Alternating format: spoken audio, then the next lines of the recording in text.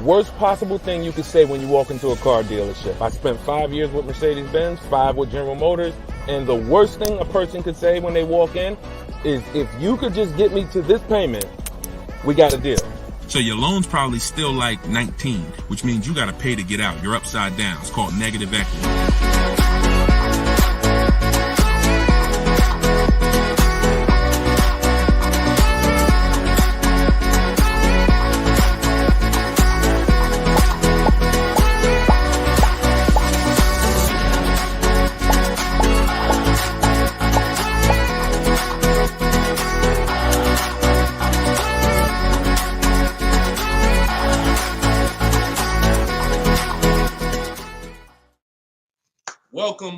Welcome to episode 4 of Car Shopping Questions and Answers. We are live on 4 platforms: Instagram, YouTube, TikTok, and Facebook.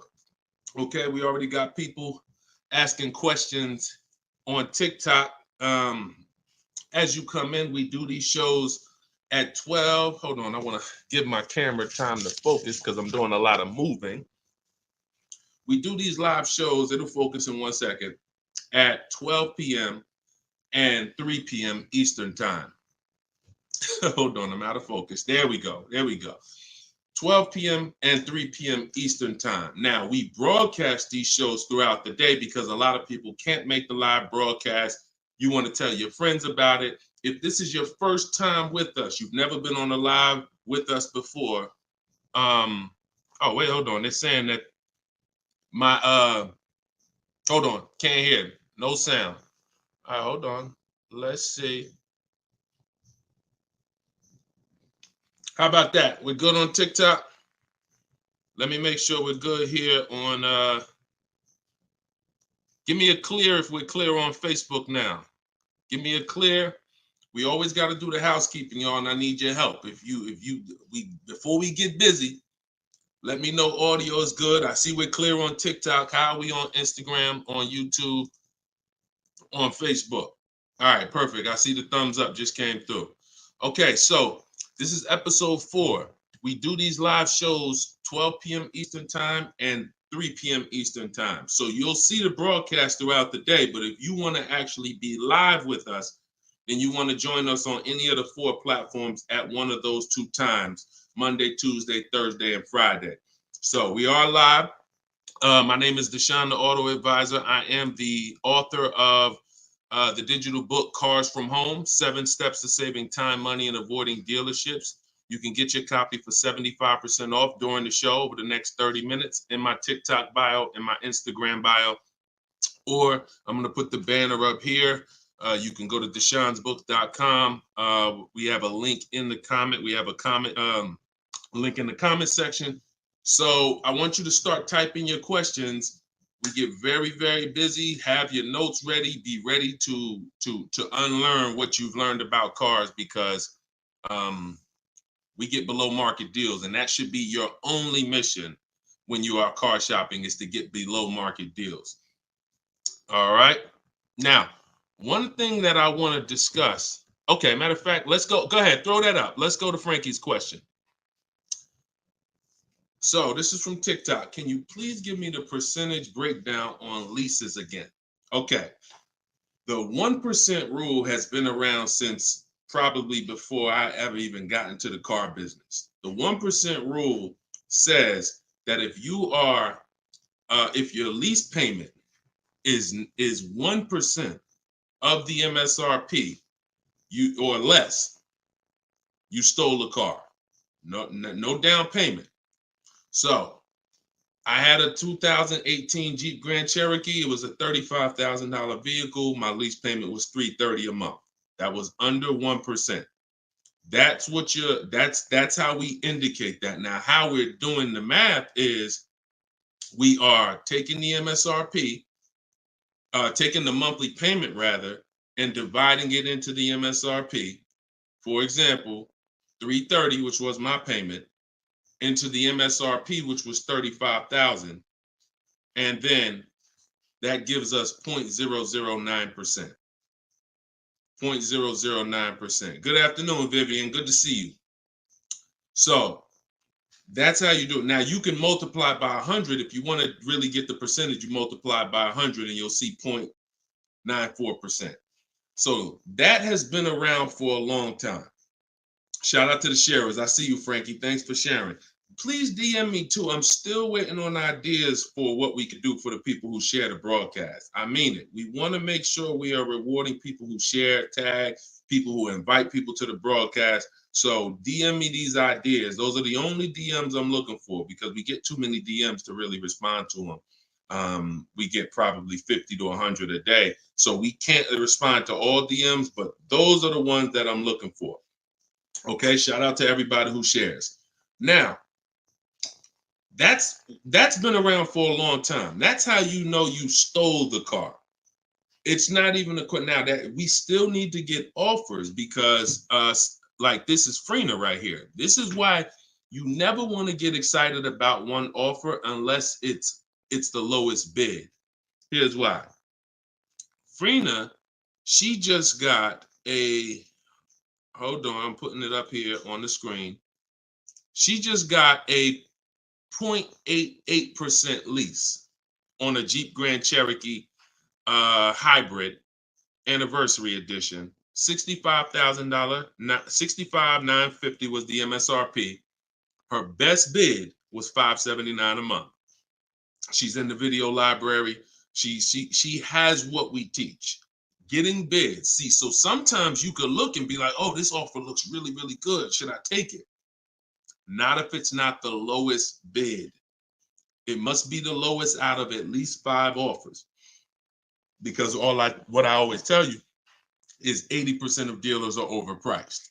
They're going to overcharge. So that's how you know if you won. Now we had to come up with something. When I started teaching people about leasing, I said, oh, shoot, some of you going to go out here and you've been buying your cars and you're going to walk into dealers and you're going to get a lease and you're going to think it's good because you're still paying less than somebody who actually bought. But we had to come up with something that was showing you when you were overpaying for a lease. And so I started doing some math because I love math. And once I worked the math out, I said, okay, how much are we paying before we're paying too much for a car we're giving back? 1% is the steal. But what's the limit? And I started looking at how cars depreciate, how much car, if you bought it, how much the car would depreciate. And I came up with 1.5%. So when we look at the same vehicle that is, let's say a $40,000 vehicle, for example, 1% is $400 a month or less. 1.5% is $600 a month. Now, what you look at is the total you're paying over the 3-year lease. 600 times 36 months, that's 21.6. So when you take $40,000, you add your taxes and everything, you're probably going to end up about 44. 21 is about the threshold where you're still paying less than if you had bought. You're still losing less value, but and you're tying up less money. But at the same time, that's the limit. Above 1.5%, there's no value in this lease anymore. And that doesn't mean we go buy the car. That means we look at competitors because competitors do offer more aggressive lease pro. Every single vehicle, you guys, and there's over 400 of them, has a different lease program. Sometimes even the trim level is different. The Touring has a different lease program than the Limited. So we don't deal with overpriced leases. And so that's why I created the 1.5% rule. That's how it became to be, based on the fact that I knew a lot of people, as they unlearned that bad advice about leasing, as I taught it and as they heard it from other people, they were going to go and get leases. And it's important that you know when there's no value in a lease and you shouldn't be accepting a lease. And that doesn't mean, and look, let me be very clear. That does not mean, that's why I explained the first part of this question, of this answer. You don't walk into a dealer and say, hey, I'm trying to get under 1.5. You don't walk into a dealer and get a lease quote and then you say, hey, well, look, I got to be under 1.5%. No, you're doing this wrong.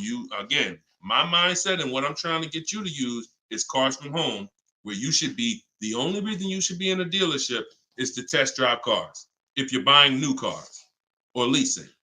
Test drive, you're in and out of there in 20 minutes. The next time you're back in a dealer is another 30 minutes to pick up your car if they don't deliver. That is the only reason. We never talk numbers in a dealership for a new car or a lease. Are we clear on that? These are rules where it's like, if you want to use what I teach, and I want you to use it so that you can get the results that Frina got, that Danielle got, that we've worked with over 8,000 people in the last since 2021. I want you getting those results. And in order to get them, you got to know what the boundaries are. Deshone says we never talk numbers in the dealership because you have no leverage there. Your leverage is at home, in control, communicating with multiple dealers, and where you can't get emotional. Okay? Clear? So that's the 1% rule, and that's the 1.5% rule, Frankie. Great question. Okay, shoot the next one in, Dolan. Great question. All right, this is Tony on Facebook. And remember, look, y'all, we are live right now. So some of you have seen the rebroadcast, and you're like, Deshone, okay, this is 3 p.m., 12 p.m., we're live. Okay, so this is the time to ask your questions. You're not watching the rebroadcast, and this is also the time to tag a friend and make sure they're here so they can get their questions answered. Shout out to the sharers. And could y'all keep tapping the screen on TikTok and running those likes up? This gets TikTok's attention and gets more people over here because we got to do this together. All right, Tony from Facebook says, hi, my lease is up in a month. I wrote to get 3 quotes from dealers. I only got 1. That's normal. The other 2 are taking their time. That's normal. I have a third-party restriction. Should I wait for the other 2 quotes or just run with the 1 quote? I never run with a 1 quote, and I get 5 quotes. So you're mentioning 3. I never mentioned 3. 80%, again, a lot of what we're talking about, y'all, is math. I'm unfortunate where I have the data. I got probably 5,000-6,000 people who have my book. We probably got close to 2,000 people in the Cars from Home library in my coaching program. That's a lot of data to prove that it's 80% that are overpriced. That's 4 out of 5. So the reason why we must get 5 quotes is because 4 are overpriced. So 3, not enough. Now, if you're doing this manually, this is still easier than you walking into a dealer doing it by phone. But at the same time, I do online. I go to their website. We are connecting with dealers through their website. You don't want to do this with third-party websites that say, hey, we could connect you with multiple dealers. You don't want that because now they're trying to sell your information to the dealers, and this is not what you want to do. You want to create a Gmail account specifically for shopping. We go to 25 dealers' websites. In my book, I link you to all the dealers so that you can just put in the zip code, and then it'll pull up all the dealers around you for every brand. But you can do this yourself. You can go there and you can actually you go to each dealer's websites. We do a copy and paste message. I have a template that I use that the people who follow my stuff use. And the template you need to tell them exactly what you want and what you're open to. Colors wise, this is why we build our car. We always build our car, go to the website, build the car, because we tell them exactly what we want and what we're open to. This takes us 20 minutes to contact 25 dealers online, copy and paste. We're telling them what we're looking for. Hey, these are the colors I'm open to, blue, black, or silver. These are the trim levels I'm open to, limited or touring.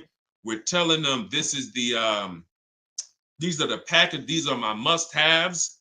I need the big sunroof. All of that has to go in to it's not that you're not car shopping online. You're just now you're car shopping against people who their job is to make money.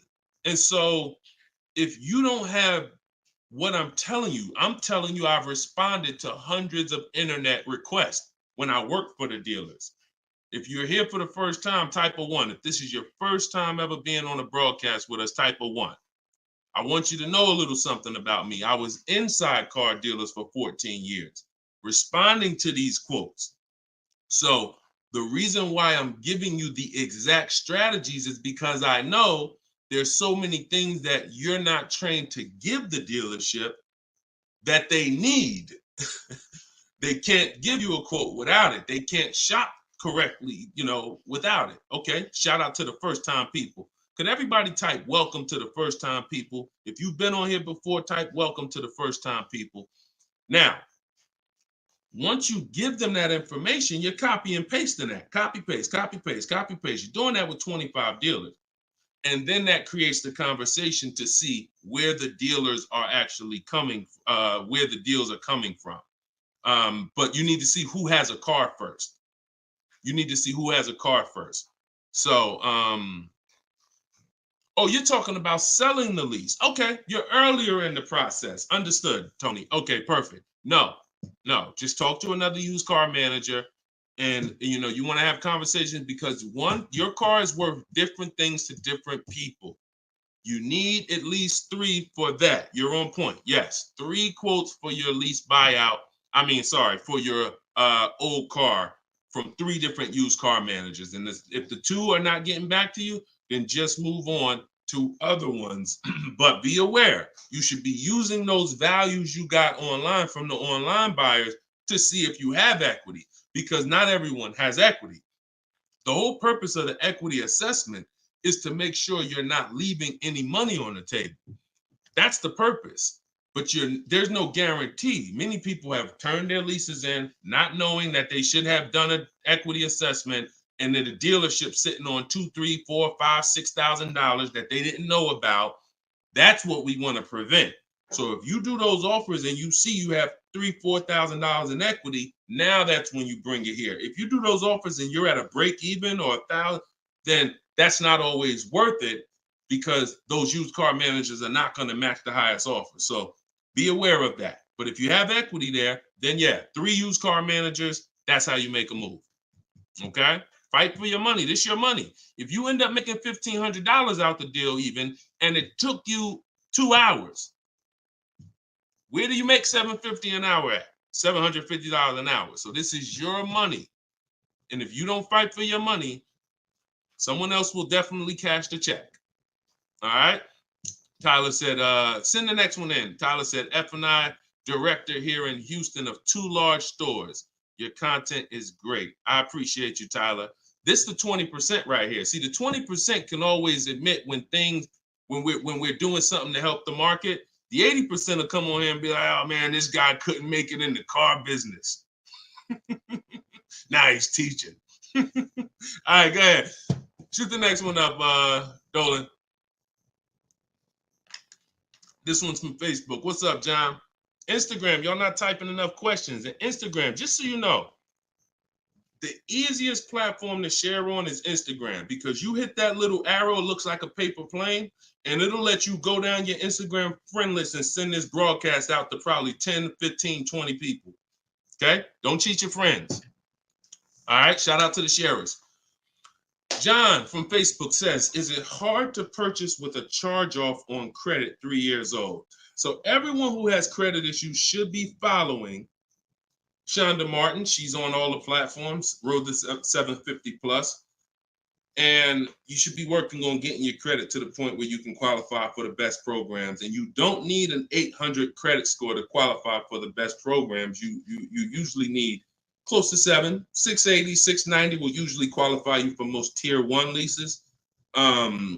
Now there are some cars that have super tier where you tier A1 plus, but that's not most leases. That's not your standard everyday cars that most of us are leasing or buying. So the question is, the answer is, if you don't need a car, then you should be working on your credit. If you need a car, then there's nothing you can do. You need to make a move. And so I recommend a company like Limbuzz. We're always going to give the dealer a chance to match or beat our offer.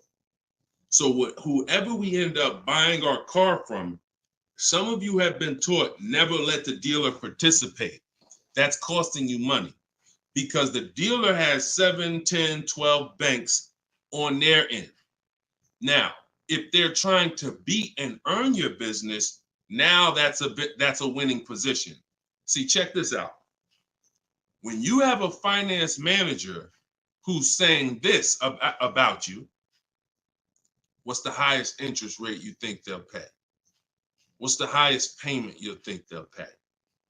That's a bad position to be in. That only happens when you have no leverage, you haven't shopped, you haven't come in with an offer, and now they're trying to see the highest interest rate that you'll pay.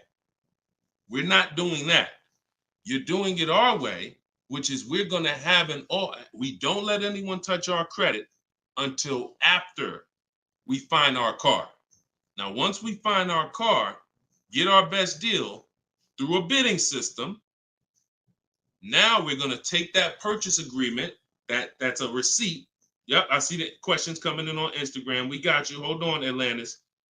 Once you see the long form receipt, now you take this home, and this is when you're going to contact your bank, your credit union, the online lenders. You're going to go online lenders, online banks, online credit unions. You're going to let all these people have a shot at your business. If you do this within a small window of time, if you do it my way, it only take you 2 days.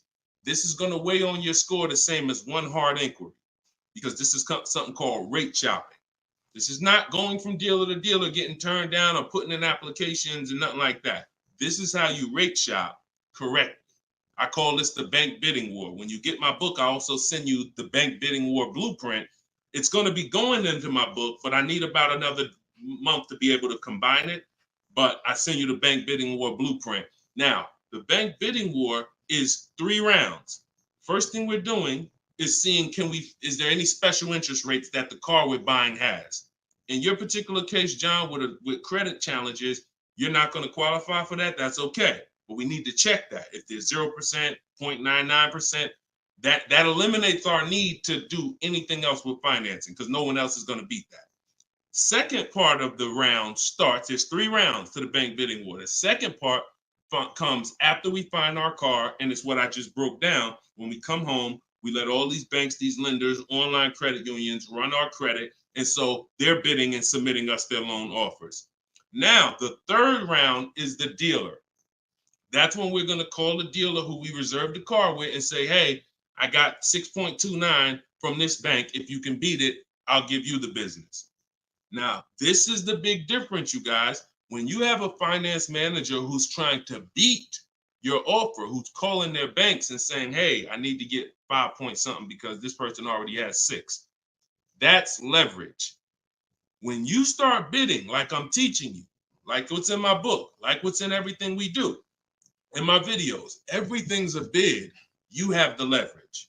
And there's no way for you to overpay when you are getting bids. So that finance manager calls you back, it's only going to be 1 or 2 answers. Hey, Stuart, man, listen, I tried my best, man. I reached out to every bank I got. No, I can't beat that rate, man. I appreciate the opportunity, but you can go with your own financing. In which case, you guarantee you got the best loan. Second thing is, hey, you know what? You had a good rate, man, but I got somebody to beat it. So we can do it right here for you. Perfect. In which case, you guarantee you got the best loan. See, you don't have enough people competing for your business. That's where your buyer's remorse is coming from. That's where your lack of confidence is coming from. That's why you're driving off from a dealer saying, hey, you think we could have got more money? You think we could have got another $1,000 off? That's all buyer's remorse because you don't have enough people competing. So I want you to stop that. I want you to use what I'm telling you to do. All of this is in my book for those of you who like Deshone. I don't even want to remember all of this. It's all in my book, Cars from Home, 7 Steps to Saving Time, Money, and Avoiding Dealerships. This is what I've been teaching for 3 years. And this is what I've been doing since 2015 myself personally. So you can get your book for 75% off. Cue up the next question, Dolan. Oh, John, in your case, though, when you get that buyer's order, you would be reaching out to Limbuzz. So after you find your best car deal, you would be reaching out to Limbuzz and seeing, what their rates would be for you. And then you would be going with, still giving the dealer the opportunity to see if they can beat it. Because once a dealer knows you got an approval already, they kind of have a little more leverage to be able to see if they can beat that approval. But in any case, even if they can't, Limbuzz is pretty generous. but we don't do this until after we find our car. Okay? Great question. Shoot the next one up, Dolan. All right, this is Gemini from Instagram. Can a dealership legally raise the price from what is being offered online? Listen, nobody's suing dealers. So it's not really about what's going on legally. It's probably more ethics than anything. And we don't expect dealers to be ethical. We don't need dealers to be ethical. They've proven that the majority of them aren't ethical. So when you're not ethical, you walk the fine line between breaking the law and not. You walk that gray area. You know, yeah, I overcharged you. I know you could have paid less, but I know, yeah, whatever. But I know I could have sold you the car for less. But I'm gonna tell you that this is the best. Like, all of this stuff is unethical, but it's legal. So when it comes to what we're doing, our job is to protect ourselves. You can't go into a car dealership expecting them to protect you. You can't go into any business transaction expecting the person you're negotiating against or the person who's selling you a product to protect you. That's why we exist, because there's no one out there. If it hadn't been done, you'd been good. If there were, even if the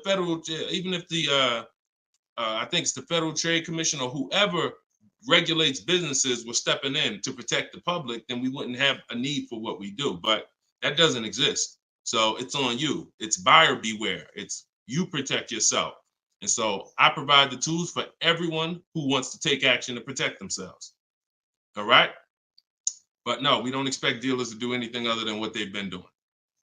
Go ahead, shoot the next question up. Let's roll. All right.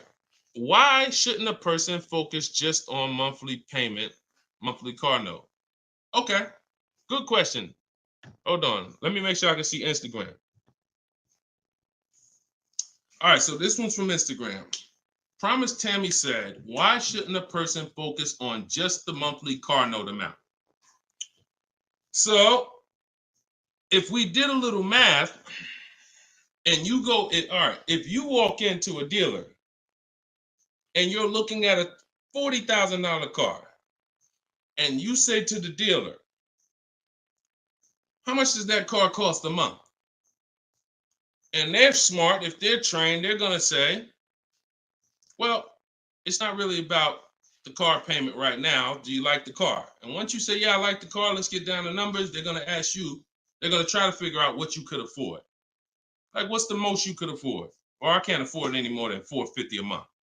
Now, some of you know every $1,000, every $5,000 on the purchase price of a car is how much per month. Some of you know. I know we got a lot of new people on here, but for those of you who've been tapped in with us, how much is every $5,000 on a car loan? So, and the reason why I give you guys this parameter is so when you look at that $40,000 car, thank you, Frankie, got it. You should automatically know every $5,000 is about $100 a month. Yep, you got it, Michael. All right, I see you. We got people tapping on every platform. Good job, Carmelo. So the reason why, see, those of you who focus on just the car payment, you are some of the people who the 80% of dealers are going to manipulate the most and make the most money on.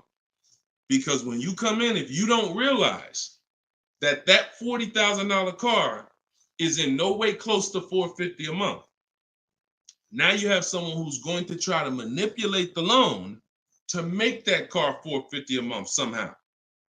Now, it's usually going to end with you having a super long loan. So I've had people come to me years ago, friends that would say, Deshone, what you think about this deal? I say, man, let me look at the paperwork. And I see, man, you know the loan is 96 months? Nah, man, I didn't even know that.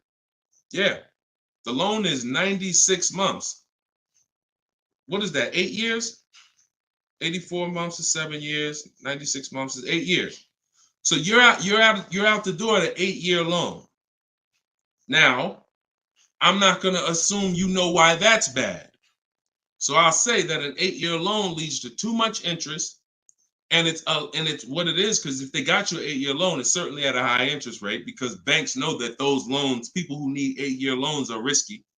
People who need 8-year loan, they got to protect themselves because typically the car may have problems in the long run. When you go down, see the whole point with a shorter loan, 5-6 years. Some people want to be conservative. You take 4 years, but you want that car paid off by the time maintenance comes, by the time repairs start being needed, because cars need repairs every now and then.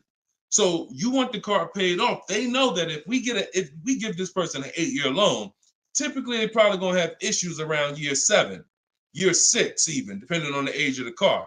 So the length of loan, I teach something called the rule of 72 and the 10th birthday.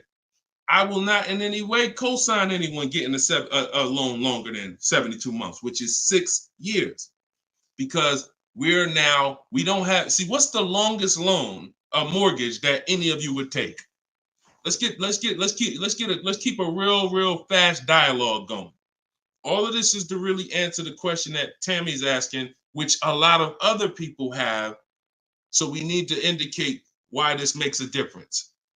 The longest mortgage most of you are going to take is 30 years. Mortgage. There are 40-year mortgages available. There's 50-year mortgages available.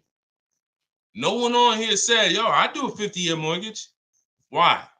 Because we already know inherently anything longer than 30, that means we can't afford this house. That means we're looking at the wrong house. So we had to make sure we created boundaries so that you understand, okay, if I got to take a loan longer than 6 years on a car, that's telling me I can't afford the car. So once I get my best price, I should already be able to afford that car with a 6-year loan or less. And I combine that with the 10th birthday. So when you look at your car, you should have your car paid off by the 10th birthday. You're taking a lot of risk if you got a loan on the car past its 10th birthday. A lot of the times I was in a dealership, people came in with problems, big repairs, and they still had car payments. Car's 10 years old, 11 years old, and they still got car payments. You could run the risk of being in trouble because that car could be in the shop. Some of you have experienced this. Car's in the shop and you still got a monthly payment due every month. Now, this is disaster, and that's what we're trying to prevent. That's why we don't focus on the monthly payment. When we're purchasing a car, we are only focused on the price of the car. We need to, before we even think about monthly payment, how about this? We need to make sure we're getting the car for the lowest price possible. Because some people go in and like, hey, the car's 40 grand. Well, what if another dealer will sell it to me for 35? Once I get the lowest price, then I'm concerned with what my monthly payment is going to be. So there's steps to this. But yeah, don't focus on monthly payment and just stay committed to what we're teaching, and you'll learn and you'll see why, even more information of why that's bad. But we want you to understand the numbers. Okay? Typically, you focus on monthly payments, you don't quite understand the numbers, but you will. All right, this one's from TikTok. Can you give us some tips about co-signing? Ooh, I have a very, very, very strict rule when it comes to co-signing. Now, some people, you're not going to like this. Some people will tell you this is bad advice. It's just my opinion. I've seen tons of horror stories. I've seen people walk into the dealership. I've seen young people who will co-sign, who will use up people's credit, co-signing, and just burn them, because no one cares about, if you don't care about your own credit, you certainly don't care about someone else's in a lot of cases. So, but I do have some rules, because sometimes it's gonna make sense. When you can pay, if a person does not pay, then you're good. Example, my daughter, we're gonna get her a car. I'll co-sign only if I can pay the note if she doesn't pay. So let's say she's working, she's paying X amount per month, I'm co-signing, but if for example, she loses her job, anything happens, I can pay if she doesn't pay. That could be for the spouse. If they don't pay, I will pay it. As long as that's the rule, then you're protecting yourself, because where you get in trouble at is if you can't pay, if they don't pay. He told me he was going to pay it. He's missed 2 payments. Your credit doesn't get, no, they don't care. So you got to be willing to say that. This has to be a person that I'm willing to pay if they don't pay. That means I got to have that type of relationship with them. Or if I can't pay, if they don't pay, I'm not co-signing, because I cannot depend on things that will go wrong. Life will happen. And then I'm sitting out here and my credit was 700, 750, 800. Now it's 620 because they missed 3 payments and I'm struggling to get this car back from them. Okay? Those are my hard rules on co-signing. I don't deviate from them. And those are typically rules that if you follow them, you're going to be safe. Okay? All right. Shoot the next question up, Dolan. Diana said, my brother asked me to co-sign. I told him, hell no. Listen, that's it. Listen, people will ask you to co-sign quick as, listen, people will ask you to co-sign like they just asking to borrow sugar. Hey man, can you co-sign this loan for me? No, listen. It takes a while to build up great credit, and it takes seconds to destroy it. Nicole from Facebook said, are you able to negotiate third-party restrictions in a new lease? So these are two separate things. The third-party restriction is the selling of the old car, not the new lease. We're not mixing these two. So we're the people who work with me, you're selling your old car independent of the new deal. The new lease is its own transaction. We split everything we do into separate transactions. See, the car business has taught the public to give them up to 3 transactions. Buying a car from them is one transaction. Getting a loan from them is a second transaction. Letting them buy your old car, which you call trade. We don't use that word. That's 3 transactions. There's money in each transaction. There's money in each. That's why there's companies that only want to give you loans. They don't sell cars. There's money in loans. There's companies that only want to buy your car. They don't care about selling your car right now. There's money in buying cars. So you need to separate these transactions if you want to maximize each. There's no way for you to save the most money without maximizing and looking at each part of your deal as its own separate transaction. So if I have a third-party restriction, I'm doing the equity assessment. A third-party restriction is, some of you have leases. We always need to see if there's any equity in our lease before we return it to the dealership. If you have returned your car to a dealership without doing the equity assessment, you don't know how much money you've left on the table. Because if there's $2,000 or $3,000 of equity in your car, the dealer's keeping that, and that's their money. So, or the bank's keeping it when they sell it, that's their money. It's probably the dealer will find a way to buy it, and it's their money.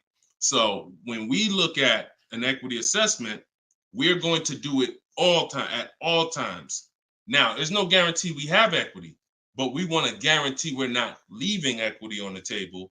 And so a third-party restriction doesn't mean you can't sell a lease. Who didn't know you could sell a lease? Type a question mark.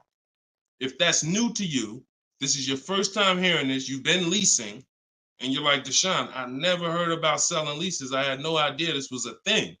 Type a question mark if this is your first time hearing that you could sell a lease. Okay.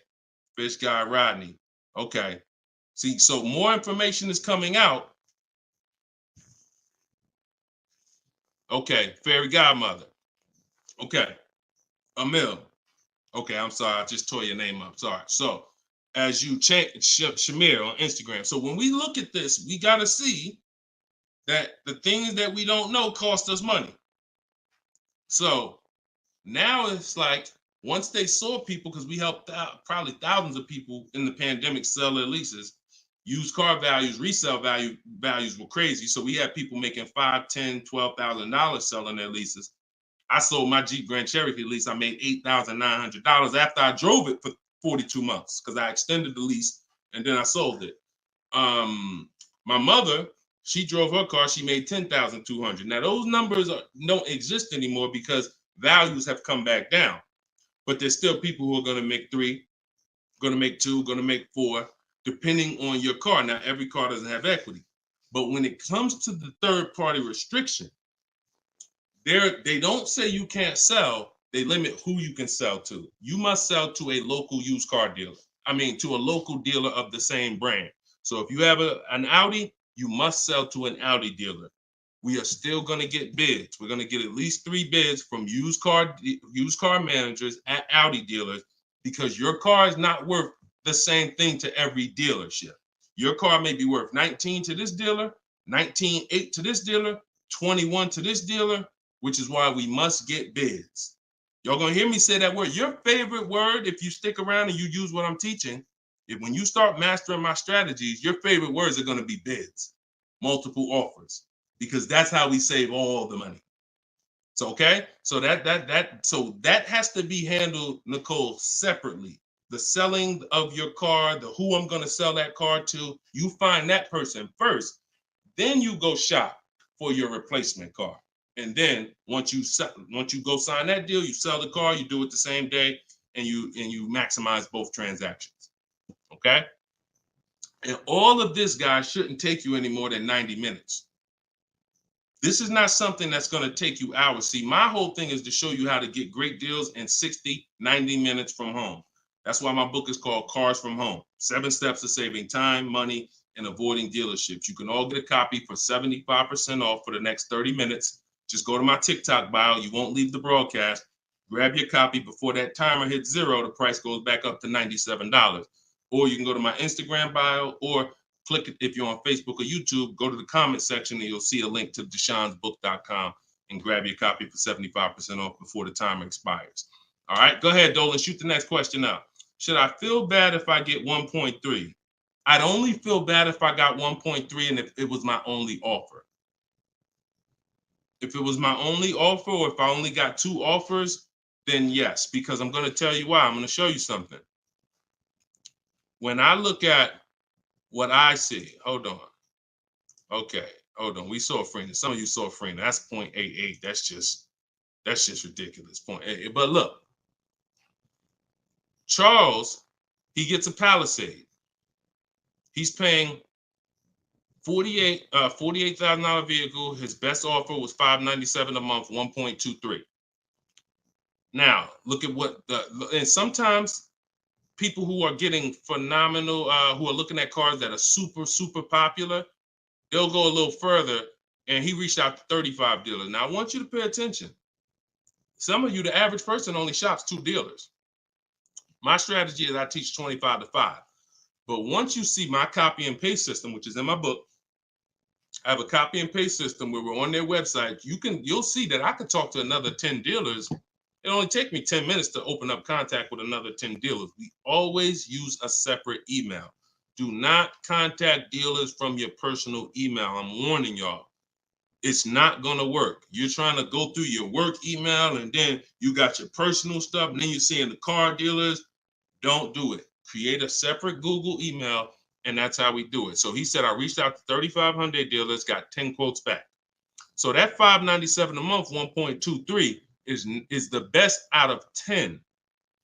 So so I always tell you, when you do it right, you're going to see offers that are $150 to $200 a month more. That's when you know you've exposed the 80%, and that's when you know you shop the right way. If you don't see that type of spread minimum, you haven't shopped enough offers.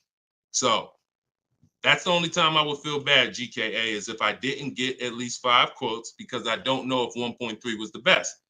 I'm gonna tell you a funny story too, because Freena's in our coaching program, and Freena reached out and she said she was looking at a Jeep Grand Cherokee. Get ready for the next question, but I'm gonna tell y'all, I want to hammer this home so y'all understand the importance of multiple offers and you don't get lazy, because the things I'm telling you might take another 30 minutes, 40 minutes, and they save your family $3,000. You can't put a price on. Well, you can put a price on that. So Freena was shopping for a Jeep Grand Cherokee Limited. She comes to the group and she said, Deshone, this was the best offer on a Jeep Grand Cherokee Limited. It was like 1.2 and change. But she said, the guy that made me this offer said he has this 4XE. It's a hybrid. And he said he could actually do better on that one. She said, what do you think he told me what it would be. It would drop the price here. I said, if you're open to that, then you need to run your quotes again and get 5 more offers on that vehicle, because it may have a better lease program, in which case you need to open it up again. She opened it up again. That's how she got her 0.88% lease. So if she would have just said, well, this guy is getting me 1.1, I'm gonna just take that, then she never would have found a 0.88. multiple offers. That's probably $100 a month difference than what the last offer, $100 a month times 36 months on this lease. You're talking about $3,600. And she did it in minutes. Once y'all learn how to do this, it's minutes. This is not hours. I'm not spending more than 60 minutes on shopping for a car. Now, that doesn't mean I'm not spending time to decide what I want. But once I decide what I want, once you know what you want, 60 to 90 minutes to get the best deal. That's it. All right, shoot the next one up, Dolan. Keep the questions coming, y'all. We are live every day at 3 p.m. Eastern time. Well, not every day. Monday, Tuesday, Wednesday, Thursday, and Friday. Monday, Tuesday, Thursday, and Friday at noon and 3 p.m. So this is our live show. Okay. Throughout the day, though, you may see a broadcast and you'll know, okay, you'll still be able to get value because most of the people who are asking the questions on here are asking the same questions you would have asked. So go ahead, Dolan, shoot it out. This is Raymond from YouTube. How do you structure a lease? So the first thing you want to do is look at the car you're thinking about leasing. And we like to use a 1.25% formula estimate to see if we should be even looking at that car. Okay. So if I'm looking at a car that's $40,000, I'm doing a 1.25% estimate. I'm multiplying it by 0.0125.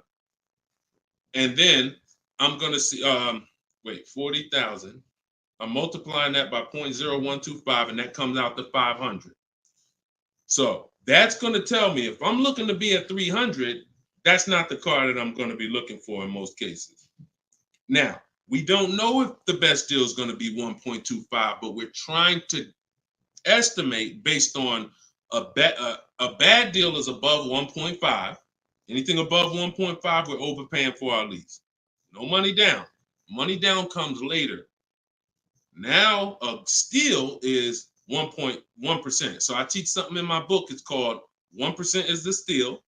Between 1% and 1.5% is the deal. And then above 1.5% is time to chill. We don't do that. So that's the first thing. Now, once we move past that, now it's time to choose our mileage. So we're going to look at our lifestyle. We're going to see how much we drive to work, how much we're going to be driving the car. And once we come up with that, you're just doing some simple calculations. What's your round trip to work? 10 miles. How many days a week? 5 days. Okay, that's 500 miles a month. That's if you do the math. Let's say your trip to work is 20 miles round trip, and you do that 5 days a week. You're doing 100 miles a week to work. Times 52 weeks of the year, that's 5,200 miles. So I walk you through this in my book, but this is simple. 5,200 miles, and then you say, okay, well, I like to do a little leisure. I like to take a little trip down here. I go fishing, 1,000 miles away, blah, blah, blah, blah. So you're calculating what you're going to do. The easiest way to do it is to look at your old car and see what you've done. But if you don't have an old car, this is how you calculate it. You come up with, all right, I only need about 9,000 miles a year. Perfect. All of our leases, we shop our offers with 12,000 miles a year. That's your average miles. That's what we want to base our formula from. So whenever we reach out to a dealer, we do this online. As I said, everything we do is online. Once we do this, we're shopping multiple dealers and we're telling them, work us up a lease quote. First month's payment, total out of pocket. If you were on the last show earlier, we talked about we don't say down payment anymore. We say total out of pocket, TOP. Everybody who's clear on TOP, if you were on the last broadcast, type TOP.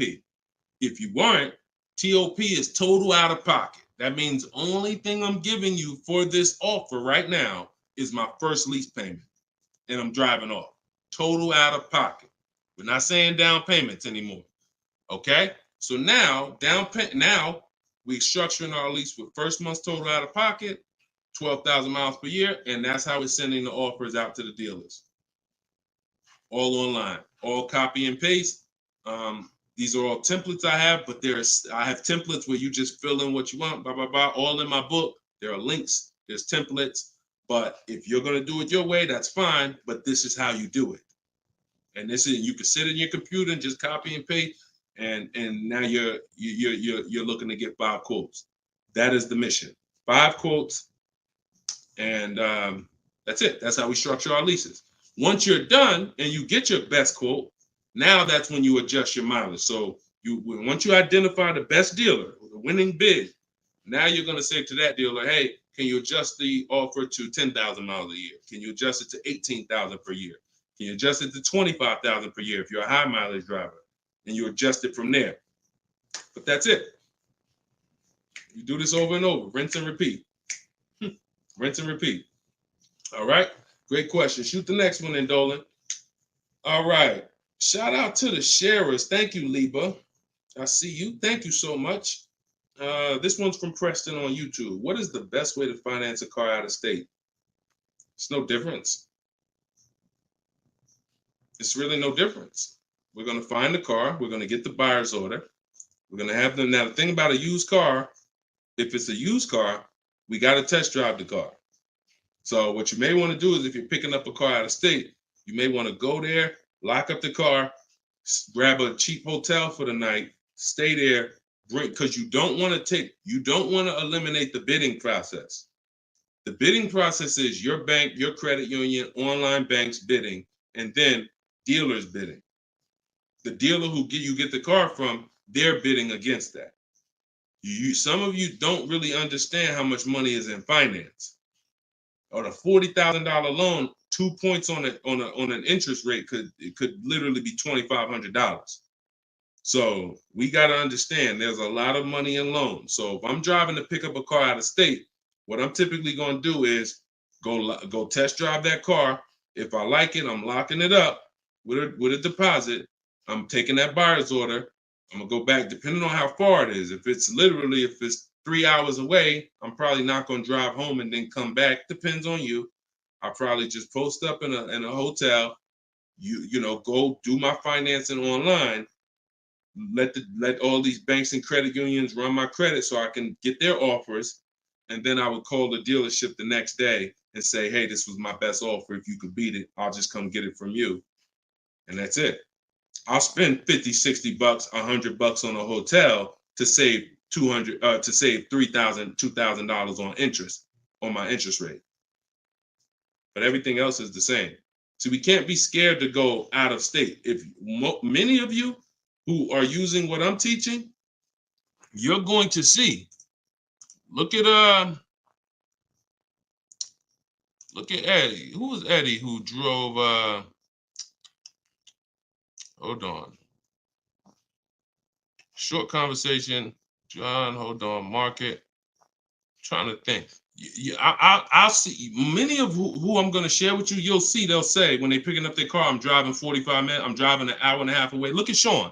Perfect example. Sean, he's also in our coach. Now, I don't want you to think, I got to be in Deshaun's coaching program. There's just some people who are. The information's in the book. We got the video library. For those of you who are like, okay, I like videos to go along with the book, that's fine. I link you to some videos in the book, but then there's some people who coach with me and I can talk personally to them. So Sean comes on here and he comes into the group. He said, he sends this. Look at the amount. He said, I'm looking at some advice on this F-150 Lightning XLT. It's a $73,000 truck. The dealer discounted it $4,900 and then revealed that there was a $15,500 rebate. His total savings is over $20,000 off this truck. So I'm like, all right. Now me, being who I am, I don't know if that's the best. 2015, I sold 2 Maybachs. They had $20,000 rebates on it. So we don't know if this is the best. I haven't seen, this is what I said to him. I haven't seen the other offers yet, but I'm assuming you got at least 5. You're saving over $20,000 on this with this discount and rebate, but the only way to know is to compare to the other offers. See, I'm not going to get excited about this deal until he tells me what I'm about to read to you. That's when we get excited. He said, guess I could have put a little more info on here. Yes, I got about 15 quotes. You see the difference? This is what I want you to get. BK Dollar, this is what I want you to get. Liba, this is what I want you to get. Everybody watching, the money is in multiple offers. The reason why you're not saving, you're just not getting enough offers. So he says, I ended up expanding my search to 150 miles outside my area to find this deal. He said, I couldn't find, watch this, I couldn't find anything under MSRP in that first search. So think about how I'm telling you, the local dealers know when they see your zip code, they know, okay, some of them, all right, we don't have to do too aggressive. But those dealers that are an hour and a half away, when they see your inquiry, they're like, oh, listen, this is a person we never would have saw before. What is it going to hurt us to blow this truck out? And we take a deal from one of our competitors' markets. We love to see our license plate frame over in their market. That's how we win. So he ends up saving over $20,000, and he doesn't mind driving 150 miles to go get that truck. Why? Because every mile he drives is dollars he's picking up. We clear on that? We clear? If you're clear on the importance of multiple offers, type clear. All right, shoot the next one up, Dolan.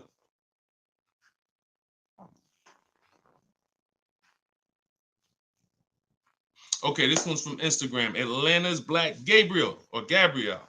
I think it's Gabriel, my fault. So, in the market for a new Chevy or used Chevy Malibu, what's the best route, leasing or financing? How many years are you keeping the car? If the answer is 8, then you should be buying. If it's at least 8, see, I teach something. My book is called Cars from Home, 7 Steps to Save Time, Money, and Avoid Dealerships. Everything I do, when you go, the video library that we have, your best deal in 7 days, 7 steps. These are not going to change. The first step is the foundation to your deal. The first step is the foundation to your deal, which is lease or buy.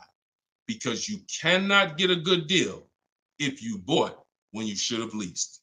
It's impossible, because the amount of money you're going to pay on the purchase is going to be too much if you buy brand new.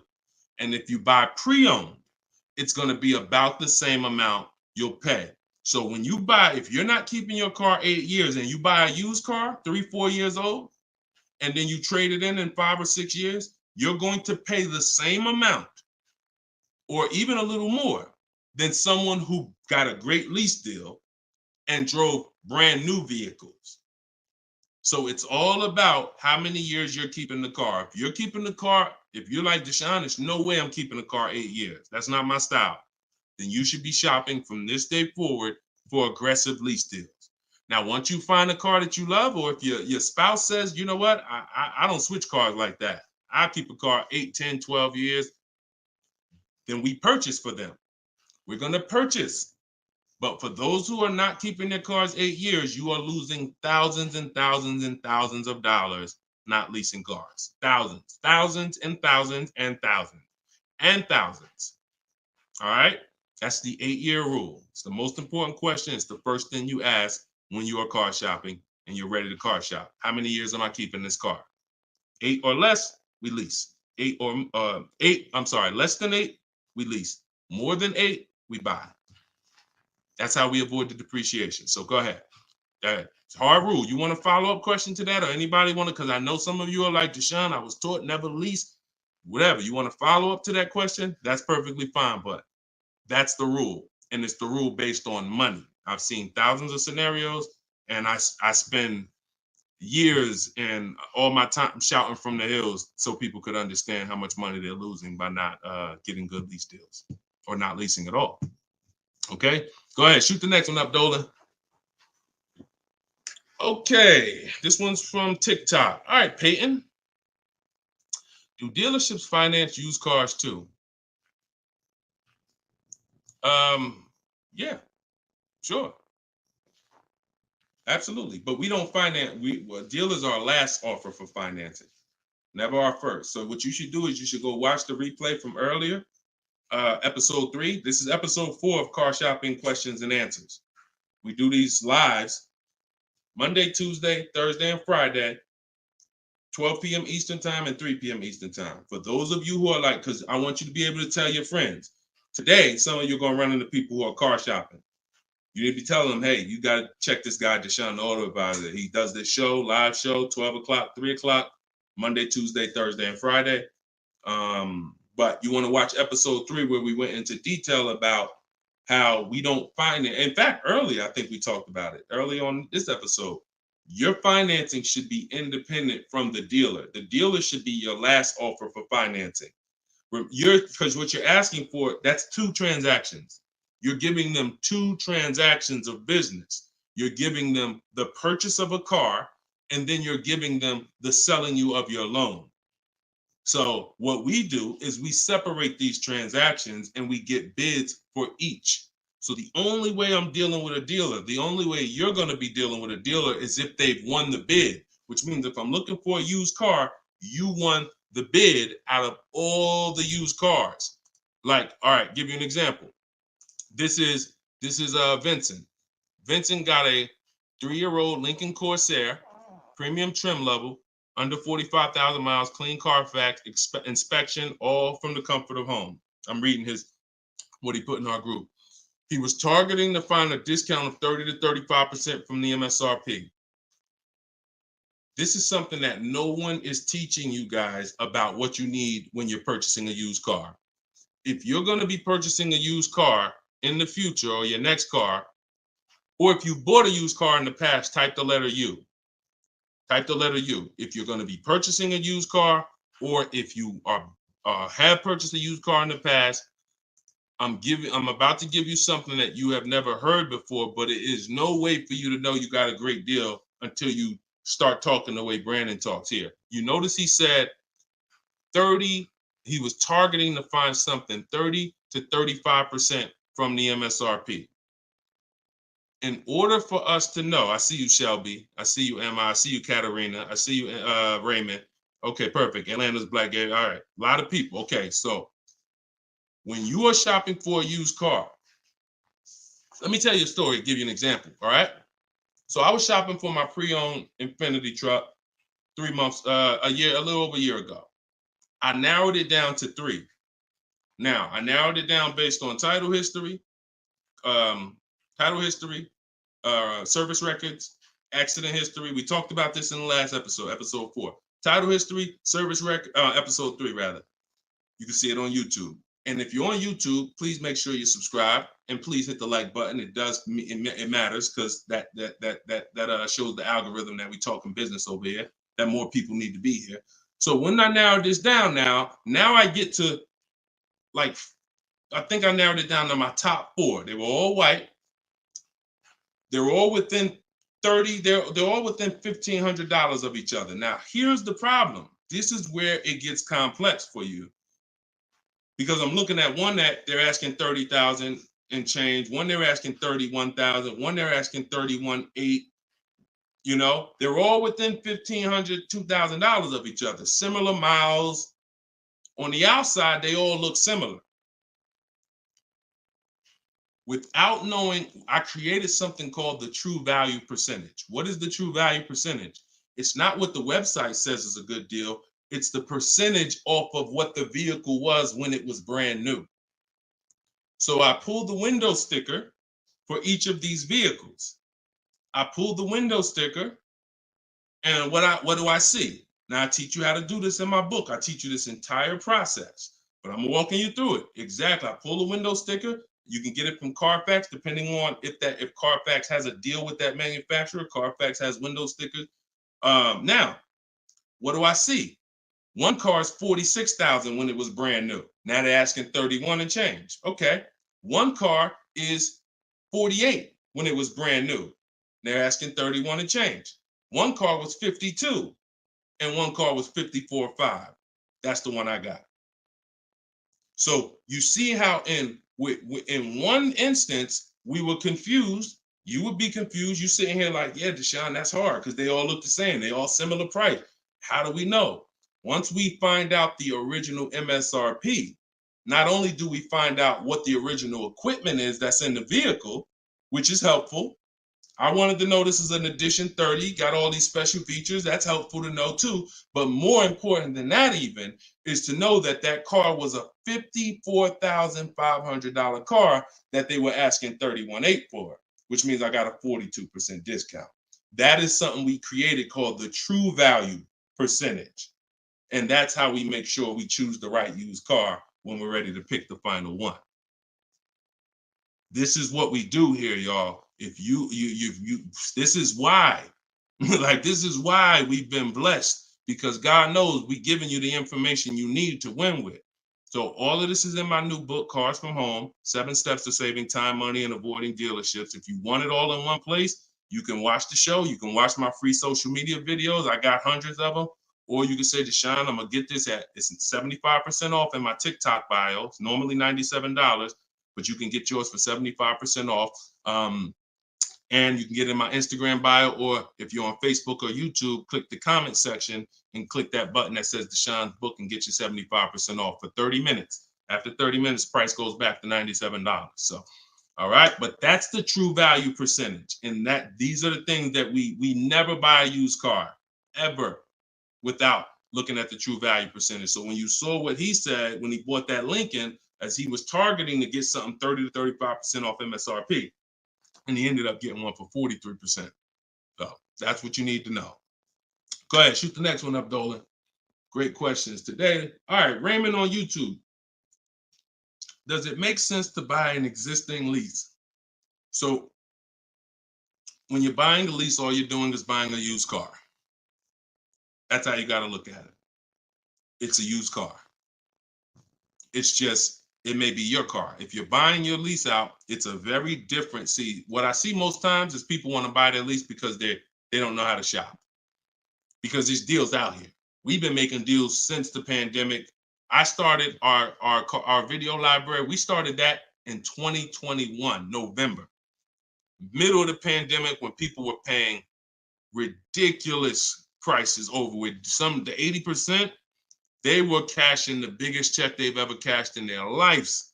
Like in their lives, they were like, and we were getting deals all since then.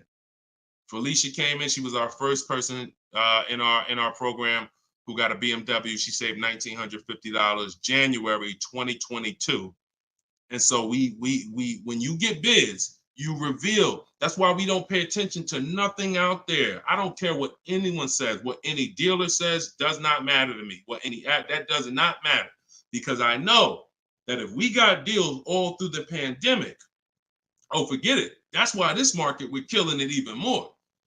So, you know, if you're buying your lease because you're keeping it another 8 years, you say, man, Deshone, I used to lease, but you know what? I really want to buy something that I could keep for 8, 9, 10 years. Then sure, buy the lease.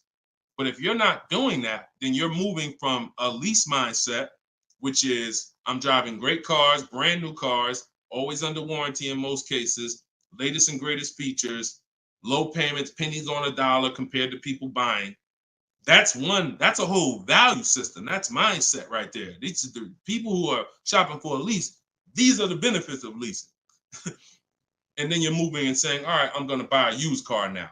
Very different, very different. So you got to be, you have to have had a change in mindset and goals to buy your lease and buy a used car.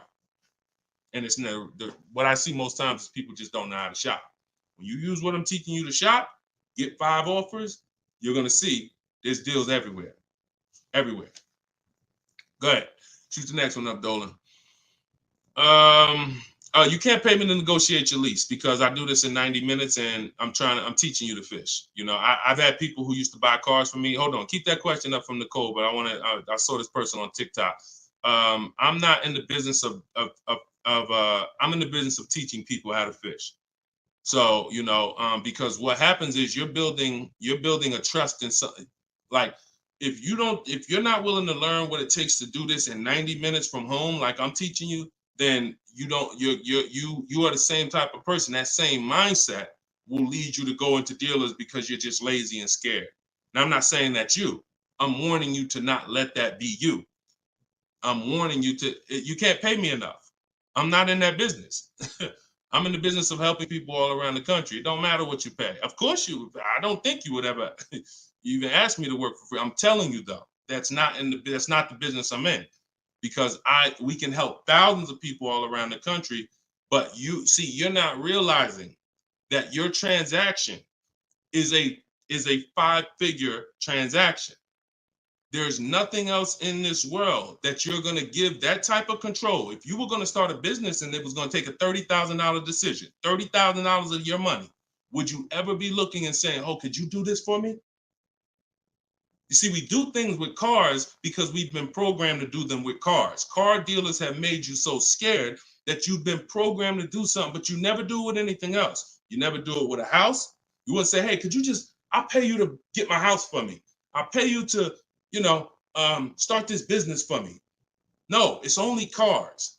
So when you realize that this stuff is easy, that old way of going into dealers and going back and forth, see, you're thinking of the old way. You're thinking, oh, I need somebody to tag along with me. Yeah, I got Deshone sitting over there next to me. I wouldn't be there because I'm at home. Where you see me at, this is where you see me at is exactly where I got my Infinity truck. I just told you about the deal. Where you see me at is exactly where I get my cars from. I sit right here, and all the people who got my Cars from Home book, who are in the Cars from Home video library, they're all right here. Some of them in the airport buying cars. Some of them at their desk at work making deals on cars. Nobody who's learning from me is in a dealership making deals on cars. So that's the old way. And if you think that you got to unlearn that or you can't win with me, you got to scrap that. I know it's painful. I know it sucks. I know it makes you feel like you're a loser. But that's what I'm telling you. Scrap that joint and do it my way. And when you do it my way, you're going to be like, oh, shoot, man, how the heck wasn't I shopping like this years ago? All right. So now Nicole on Facebook. Do you shop or negotiate differently for a car that is low in inventory or shortage? No. Now, the only difference is, let's say, and this is the reason why we connect with 25 dealers. See, in my book, I said we use the 25 to 5. We got to connect with 25 dealers. This takes us 20 minutes because we're using a copy and paste system. So if you're going to all of these Chevrolet websites and copy and pasting in their contact box, copy and paste, copy and paste, copy and paste. Now, what you're doing is you're shopping out of all those dealers' inventories. So if you only do this with 4 dealers, then you only see one dealer who has a car. And they're like, oh, well, we it doesn't seem like it's a lot of these cars out here. That's why we're connecting with 25. You saw Sean, he connected with 35. And so when we connect with these dealers, we're not just doing it to get bids. That's one reason. But we also know out of all these 25 dealers, probably 10 of them have a car that matches what I would want. And then I'm going to get 5 to 7 offers. So now let's just say we're at a mid period where the 2024s are sold out and the 2025 hasn't come in yet. Now what's going to happen is all of those dealers out of the 25, maybe 2 of them have a car, and they're going to tell you, you know what, you really need to order it. That's not because it's a low inventory. That's because you're usually in between model years, and the old one has sold out, and the new ones they're waiting for it to come in. But it doesn't change the way we shop. And sometimes we will order. If I'm purchasing, I'm more likely to order because I'll get bids, and then I'll take the car. But if I'm leasing, we're less likely to order because we don't know what the lease program is going to be. See, I could get a dealer that discounts the car for me $3,000. We had a person in our group, and they were getting a new BMW X4, the X4M, like the performance edition. We had a dealer, their best bid, the dealer was taking off $3,000 off MSRP. So, but the lease program is what we didn't know. And once the car came and they put the lease program on it, we saw that it was over 1.5%. So even at that discount, wow, we saved $3,000. Now, if she was purchasing it, that's a win. $3,000 off, beat everybody else. So I don't mind ordering if I'm purchasing. But on a lease, I'm less likely to order because I don't know what the lease program is going to be until the car gets here. Okay, but yeah, that the process doesn't change. It just we have little caveats based on on low inventory. Okay, process is the same. Nothing changes our 7-step process. Nothing. All right, go ahead, Dolan. Shoot the next one up. All right, great questions today. We got Jermaine, Facebook. So how do you transition out of a finance into a lease? Instagram, y'all not asking a lot of questions. All right, hold on. Get Blooming chosen one. All right, hold on. All right, Jermaine from Facebook says, how do you transition out of a finance to a lease? All right, perfect. So now what I like about this question, Jermaine, is you've already answered the most important question, which is how many years am I keeping the next car? That's step one in our 7-step system. You've already answered that because you've determined I should be leasing. Now the next step is equity assessment. Equity assessment. Call the bank. You don't have to worry about third-party restrictions or nothing because you're not leasing. I mean, you're not coming out of a lease, rather. So you're going to call your bank, get your payoff.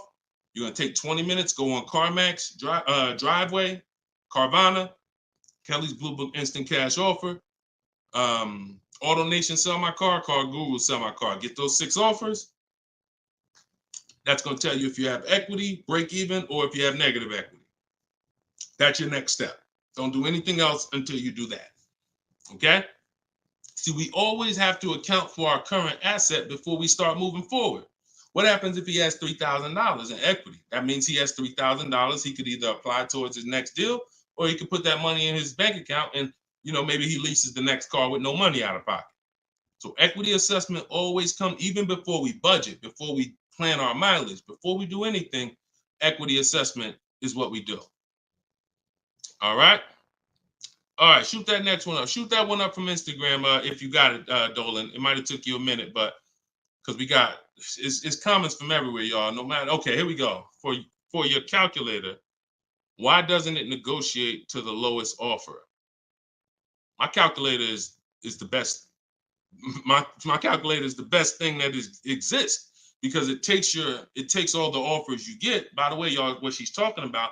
And you got to be specific because I do have multiple calculators that I've created in my book, multiple softwares where you plug in stuff and it spits out so one of the calculators that I have is the counter offer calculator. So we never accept a deal until we send a counter. So what we do is we take the counters. We take all the offers we get, we plug them into my calculator. Whether it's a lease or whether it's several types. One is for leasing, one is for cash purchases and financing. Now, when you're financing, you're always getting your deals with tax and everything included, all in. So what it does is it takes all the offers, you plug them in, and then it spits out which one is the best, and it counters everyone based on the best offer. So let's just say a dealer says, I'm gonna do a 1.1% lease, and then this dealer says 1.2. This dealer says 1.3, 1.5.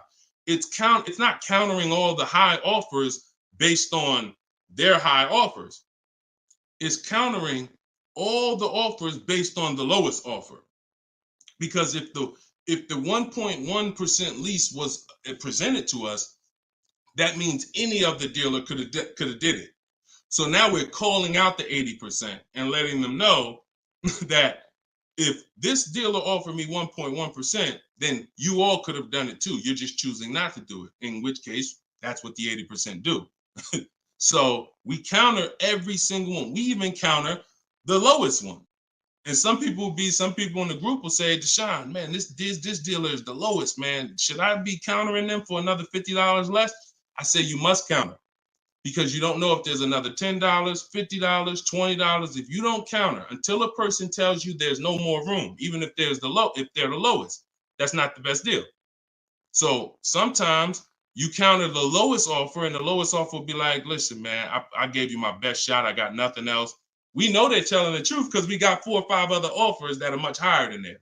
Sometimes they'll be like, listen, I can't do that $50. I'll get you another $10. That's the best I got. We know they're telling the truth because all the other offers are a whole lot higher.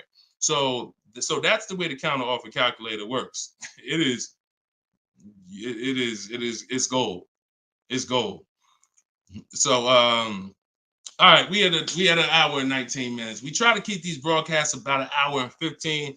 Every now and then we go a little over, but listen, y'all, we are live Monday, Tuesday, Thursday, and Friday, 12 p.m. Mark your calendars, 12 p.m. Eastern time, 3 p.m. Eastern time. I'm hoping to, in the next couple of days, have a link in my bios so that people will be able to actually go to our calendar, put a reminder, but you know it. 12 p.m. Eastern time, 3 p.m. Eastern time, Monday, Tuesday, Thursday, and Friday. And this whole broadcast is sponsored by, if you just jumped on, I'm the creator, I'm the author of the book, the digital book, Cars from Home, 7 Steps to Saving Time, Money, and Avoiding Dealerships. You can get it for 75% off. It's normally $97, but as long as you get there before the timer hits 0, you can get it for $24 in my TikTok bio, in my Instagram bio, or you could go to deshonesbook.com in the comment section on YouTube or Facebook. Get your copy for 75% off. I'm also the creator of the Cars from Home video library, and I've coached over probably 1,500 people now since 2021. So we've been doing this. Everything I'm teaching you is proven. And I'm going to tell you, just like I tell my coaching students, when you get my book, see, I don't do questions and answers for my book, y'all. See, there's people who DM me. First of all, I don't even see DMs. The reason why I can't do question and answers because there's no other author that does it. So I make myself available probably more than anybody. But when you buy the book, trust the process. If you don't see me say do it, don't do it. Do everything I say do. I tell everybody, even if they're in my coaching programs, you must trust the process that I'm giving you, and you got to unlearn your old process. Don't even think about your old process. Use my process, and I'll lead you to where you want to be at. Guaranteed. All right, so get your copy. I will see y'all all on the next broadcast. Tell your friends. Welcome to the new followers. Welcome to the new subscribers on YouTube. I appreciate y'all. We'll be back for episode 5. God bless you.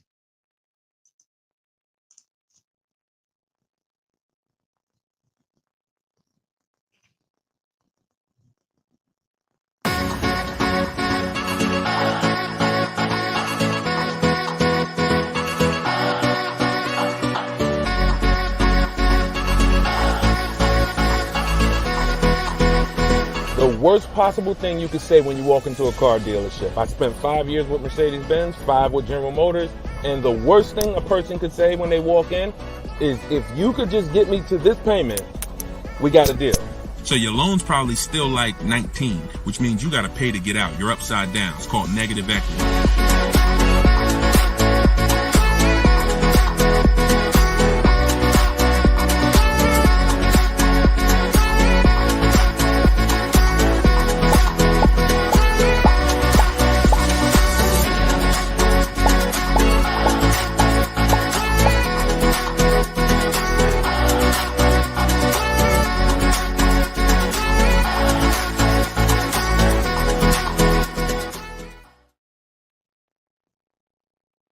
What's going on? What's going on? Welcome everybody to Wednesday, 12 noon car shopping Q&A.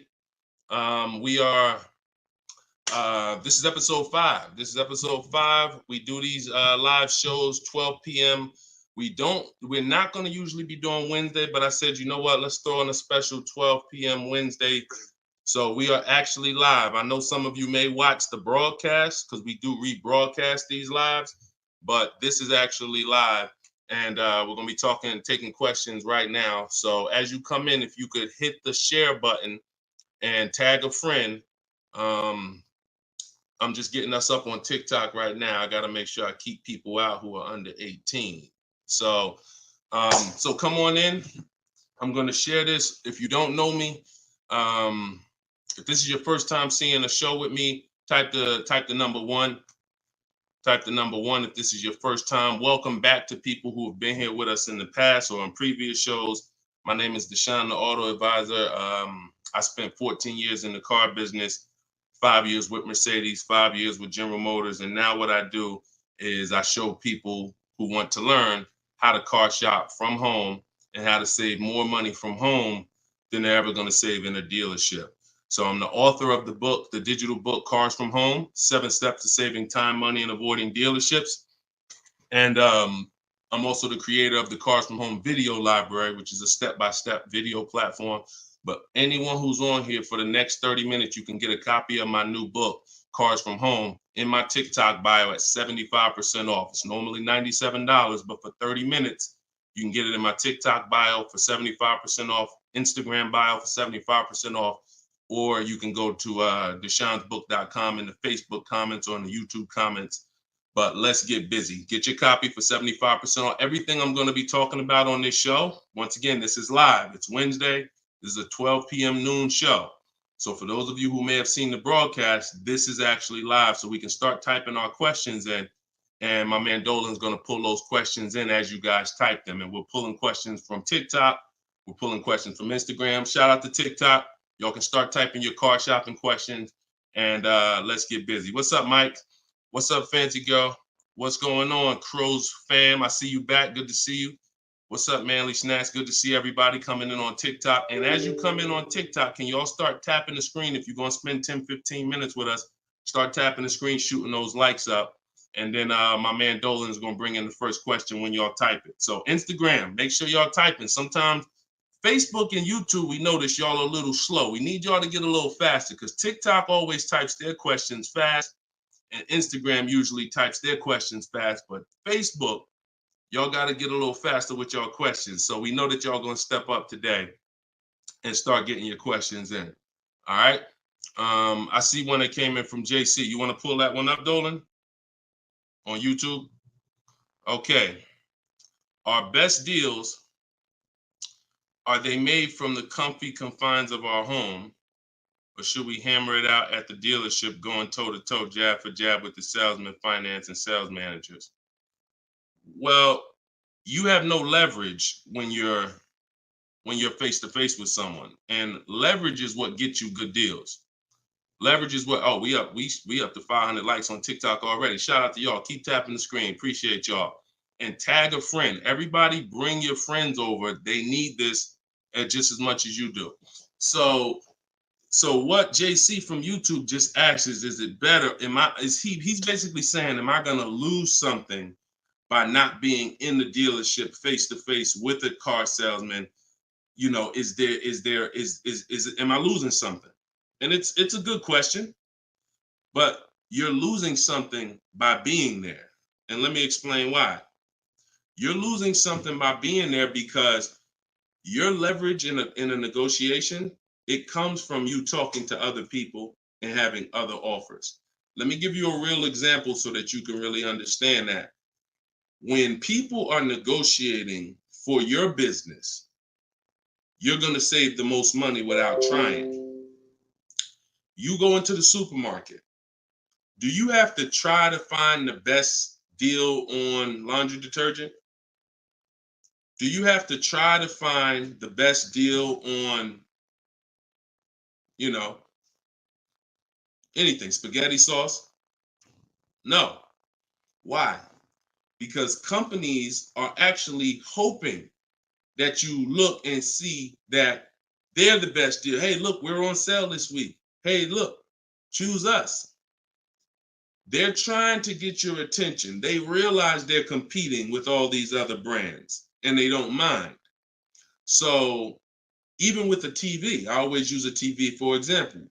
If you go out to buy a TV right now, is anybody on here worried about overpaying for a TV in 2024?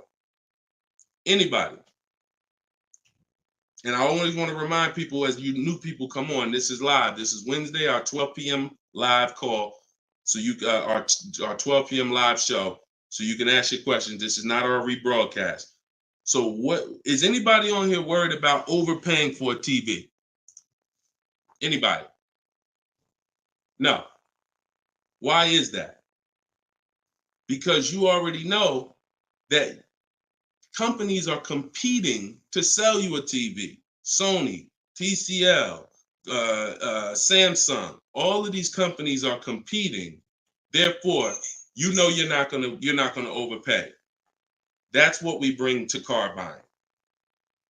In a nutshell, y'all, if I can wrap up what I'm trying to show you with Cars from Home, the reason why my brand is called Cars from Home, my book is called Cars from Home, my library is called Cars. The reason is because it's a mindset. It's a mindset. You're bringing the same mindset you would bring to shop for your TV to cars.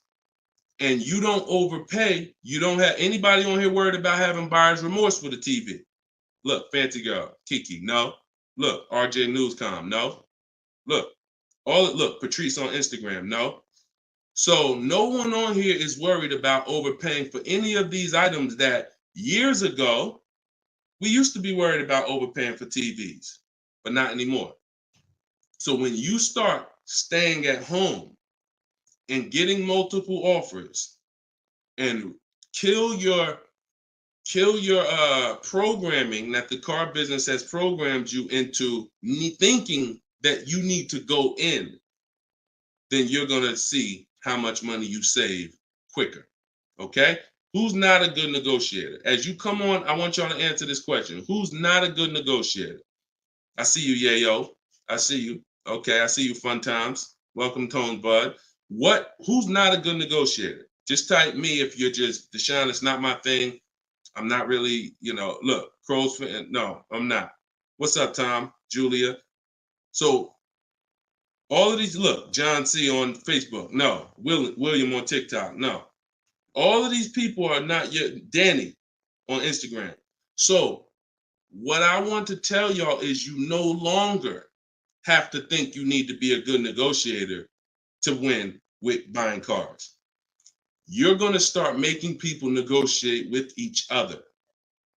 And that's multiple offers. So if you're buying your next car and it's a new car, you're going to get at least 5 offers from 5 different dealers. And if you're leasing your new car, you're going to get at least 5 offers from 5 different dealers while you're at home. And if you're buying a used car, you're going to stay at home. You're going to look at the entire used car market on all the marketplaces. I teach 8 marketplaces. You need to be everywhere a used car is. These are like if you were buying a TV, to continue to use that example, you wouldn't just be on Walmart.com, but not be on Amazon. You wouldn't skip Best Buy.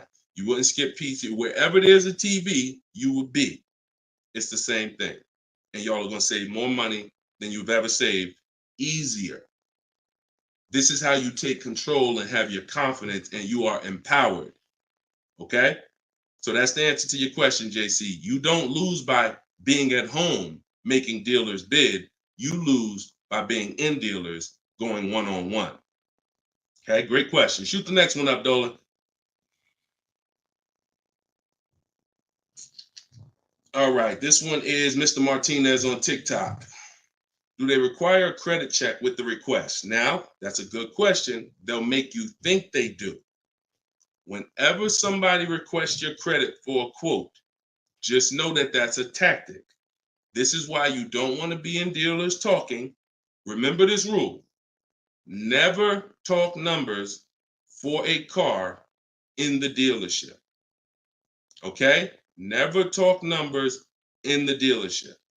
You want to only test drive the car. Now, it's a little different with a used car. New cars, leases, never talk numbers in the dealership because you have no leverage there. It's continuing to go back. You have no leverage inside the dealership. Now, when you are requesting your quote, you're going to the dealership site. In my book, my book is called Cars from Home, 7 Steps to Saving Time, Money, and Avoiding Dealerships. Everything that I'm teaching y'all is out of one of those 7 steps. Now, when you get to the point where you're getting offers, we're not using third-party websites because dealers pay for those leads. We don't want dealers paying any extra money to a company to get in touch with us. We want to go direct to dealers' websites. This takes 20 minutes. If you do it my way, you're going to the dealers' websites. In my book, I have a link to the dealers, each brand. You put your zip code in and it'll pull up all the dealers. Now, as you go to these dealers' websites, you're doing a copy and paste. Copy and paste. And now, what are we saying in that first message? What we want, what we're looking for, when we can purchase. We're not talking about numbers yet. We just want to see who has a car. Now, once we see who has a car, now my strategy that I like you to start using, and some of you who have my book, you've used it already, it's the 25 to 5. 25 to 5 is when you're connecting with 25 dealers online, and the goal is to get 5 offers. So, and the reason why we get 5 offers is because 80% are overpriced. So 4 of those 5 offers are usually going to be overpriced. That's when you know you did it right. So when we're getting our quote request, one dealer might say, oh, I can't do it without credit. One of the things we say when we're requesting quotes for a lease is assume tier 1. Now, for those of you who are purchasing, not leasing, you're going to request quotes all in, taxes, fees, everything in. Now, there are people who are going to try to knock you off your game. Some of you know, if you have my book, I have scripts for everything they're going to say, because I used to have to use these templates. You're going to hear stuff like, oh, we need you. When can we get on the phone? Can we just have a quick phone call? My script for that is, I'm going to be handling my whole process from home. I'm only going to be talking to the person who actually makes the best offer. And then you always end with a question. So you will always ask. You never want to end your communication online just end with a statement, because they're trying to get you on their agenda. You're trying to keep them on our agenda, which is, you're either going to let me know what car you have. Do you have a car that matches what I want?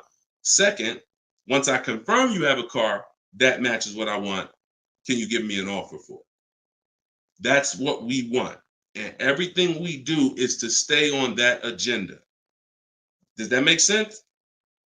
When you're leasing and you're buying new cars, you have to have an agenda, because, again, I'm trying to teach you, I want you shopping with strategy. I've been doing this, helping people since 2021. We've helped over 8,000 people, probably 6,000 with my book, another 2,000 with our video program. So this, we know, works. I'm not telling you something that I'm hoping works for you. You just have to do it. But what you're going to have to do is stick to the agenda and realize that my only two purposes is to find out, does a dealer have a car that matches what I want? And can you make me an offer on it? That's it. And now I have scripts in my book that do that. For all of you who just came on, this whole show is sponsored by my new book, Cars from Home. And you can get your copy for 75% off. It's normally $97. It's a digital book, because I need to update it as things change in the market. And if you got a print book, if I printed a book and now I mailed you a book, now you got the book and it works now, but when you go to use it a year from now, some things may change, some websites may change and whatnot. Now you got to buy another book. So this book is a one-time, you get upgrades as I upgrade it, and I probably updated it at least 4 times since I launched it. So get your copy for 75% off in my TikTok bio, but you only got 30 minutes. Once 30 minutes passes, it goes back up to $97, which is still a great price, by the way, because you're going to save thousands of dollars using it in my Instagram bio and my TikTok bio. So you're never getting to the point, Mr. Martinez, where you are giving a person an opportunity to run your credit, because everything you're doing is at home requesting information.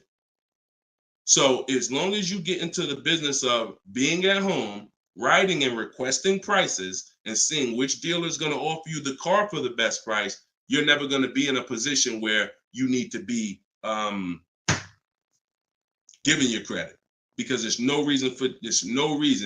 And if you give your credit, you really fell for the game, because now they locked you into them, which is the goal. So no reason for everybody, no reason to give credit to give somebody our credit to get an offer. All right, go ahead, Dolan. Next one. Type your questions. I see a lot coming in from Instagram. I'm in the dealership right now. Vital on Instagram. Keep that up. Keep that up, Dolan. Vital just said I'm in the dealer right now. Now, if you're there negotiating, then you're never going to get the best deal. You're never going to get the best deal. Understand, y'all, I'm not playing games. For those of you who don't understand what we really do here, like, this is Greg right here. Greg used our strategies. He got a $56,000 Kia EV6 win. He got it for $527 a month on his lease, no money down. That's through bids. That's not through negotiations. Danielle's lease, $44,000 Audi A3. She got it for $550 a month, no money down. You know, this is on a purchase here. Sean bought, and some of you may have these cars and look at your payments. And you're going to say, Dad, Deshone, I got that same car, man, and I ain't get that price. That's why I'm trying to tell you to listen. And like, we're not regular here. And sometimes I think, like, I'm not the public. I could be in the car business making $200,000-$300,000 a year if I wanted to. This is not God's plan for me. I'm trying to give you the game, but you got to understand who I am. This ship has sailed. We've been doing this for thousands of people since 2021. If you just now here and you just finding me and you haven't used my stuff yet, like, you missed it, but understand, don't keep missing it. This Sean, he got this F-150 Lightning XLT $73,000 truck, brand new truck. He saved over $20,000 getting bids my way. And the people who learn from me, they're never going back to the old way.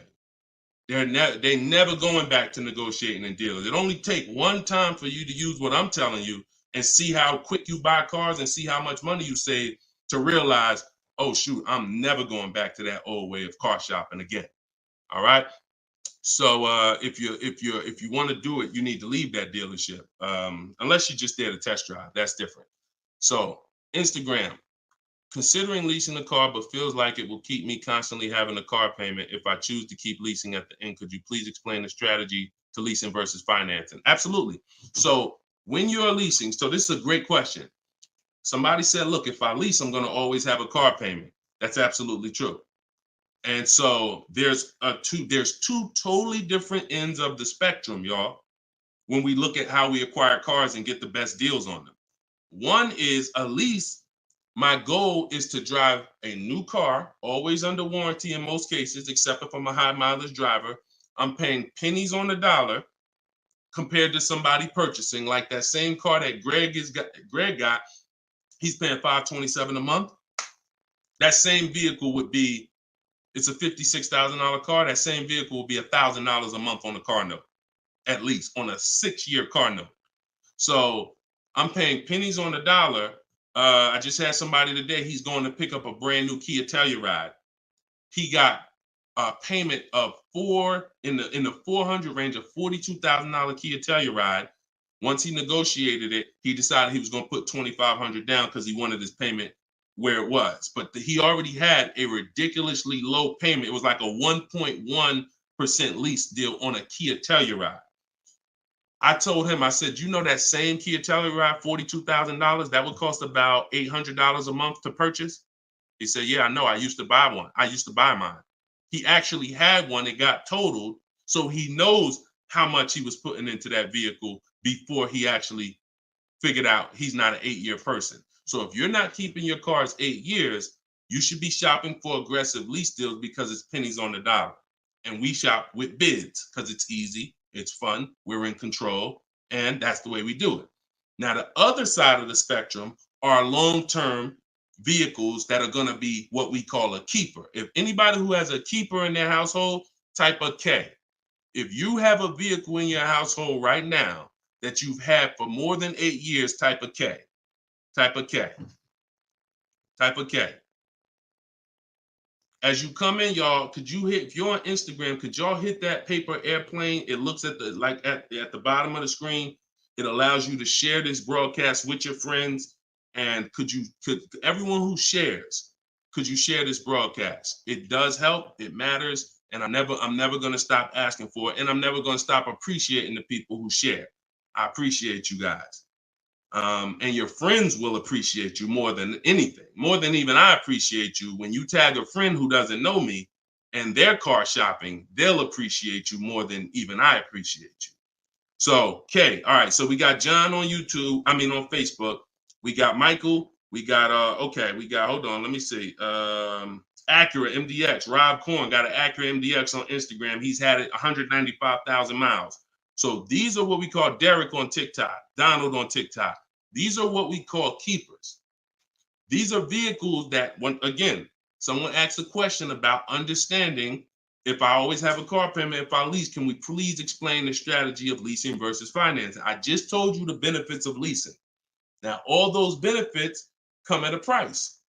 Now, the other side of the spectrum is the long-term keeper vehicle where now we have outlived depreciation because the unseen expense is the one that's killing you.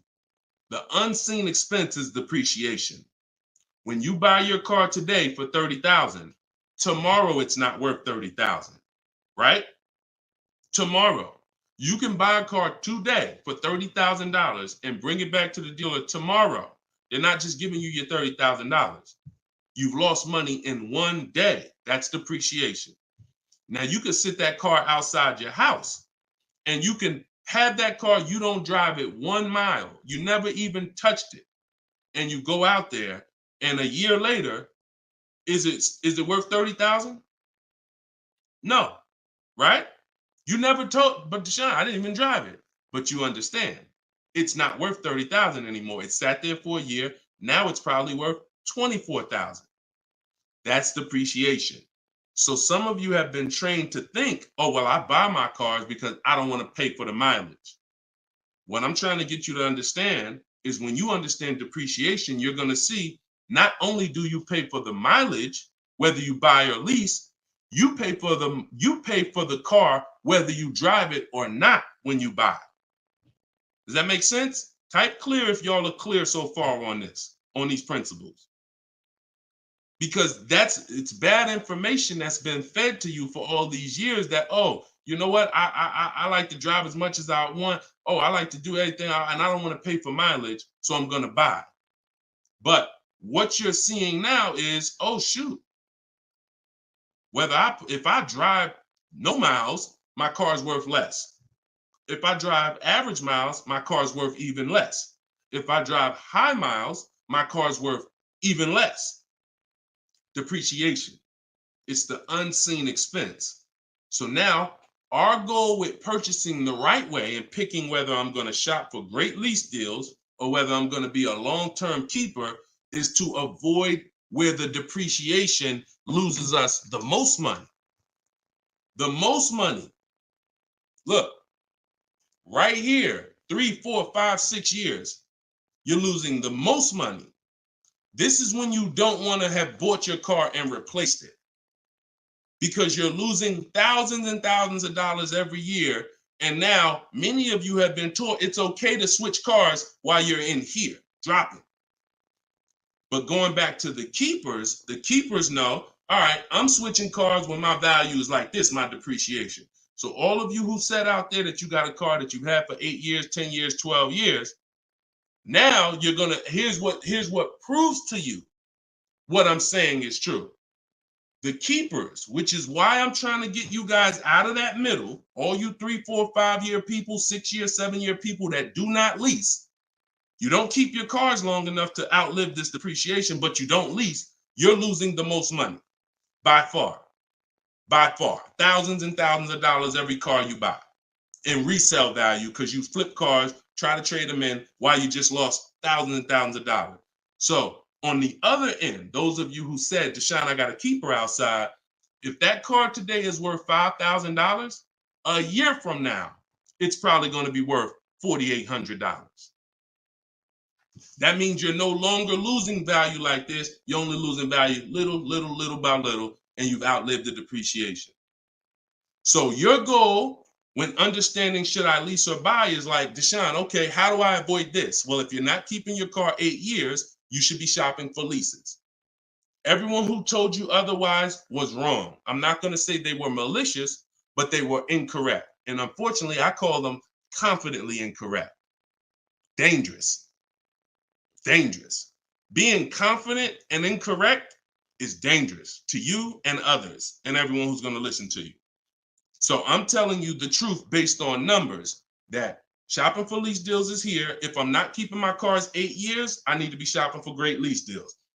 If I'm going to keep my car more than 8 years, then I'm going to purchase and I'm going to make sure I get a car that's going to last 8+ years so that I can outlive the depreciation and win with long-term ownership. But I'm not stuck in the middle. Clear? Clear? Everybody clear before we move to the next question? JC said, my man hitting on all cylinders. I appreciate you, man.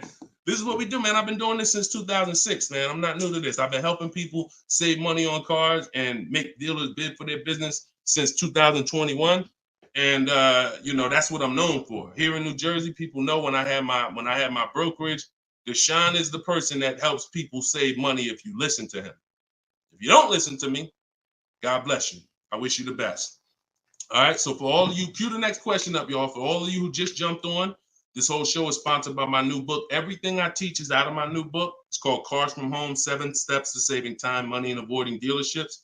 It's normally $97, but as part of our launch, you can get your copy for 75% off. It's a digital book. It'll be in your inbox in literally 3 minutes. And if you're on TikTok, you won't leave the broadcast, so you don't have to wait until the show is over to click the link in my bio, get your copy, and then you can come back and listen to the rest. Same thing on Instagram. And we got something in the comments for Facebook and YouTube. You guys can click the comment section, or if you're watching us on television, you can scan the QR code with your phone. All right, let's go, Dolan. Shoot that next one up, brother.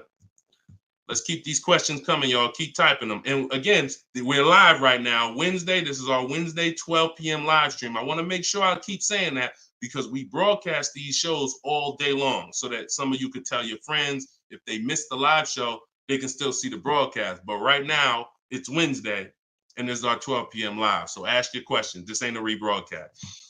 JC said, could you please share with us your insights on how to best eliminate dealer add-ons, addendum lists from the deal? Example, windows etching, low jack, nitro in the tires, Scotch guard. Okay, you name it, whatever.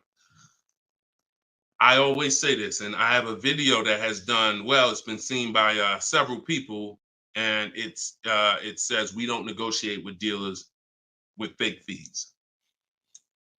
You can see, what I need you to know is 80% of dealers are overpriced.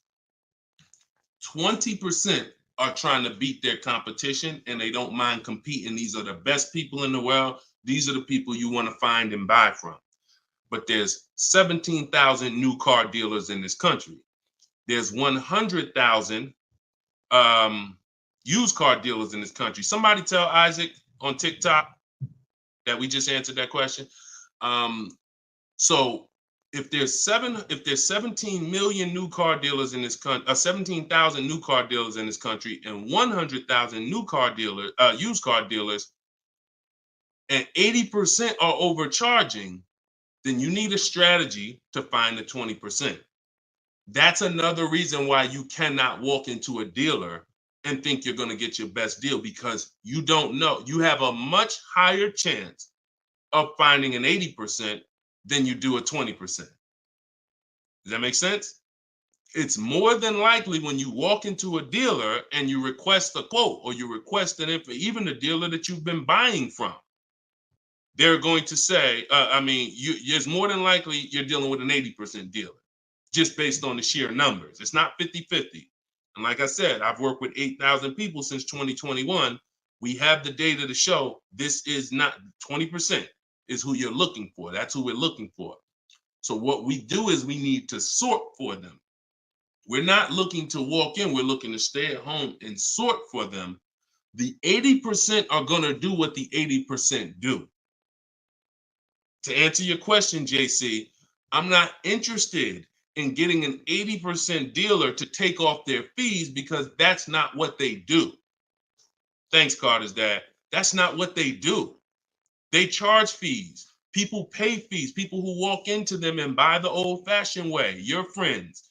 Some of my friends who don't know me, most of my friends know me though now. So, pretty much everyone that knows me in real life uses what I teach. But some of your friends, pretty much any of your friends that ain't doing what we teach, they're out there walking into dealers.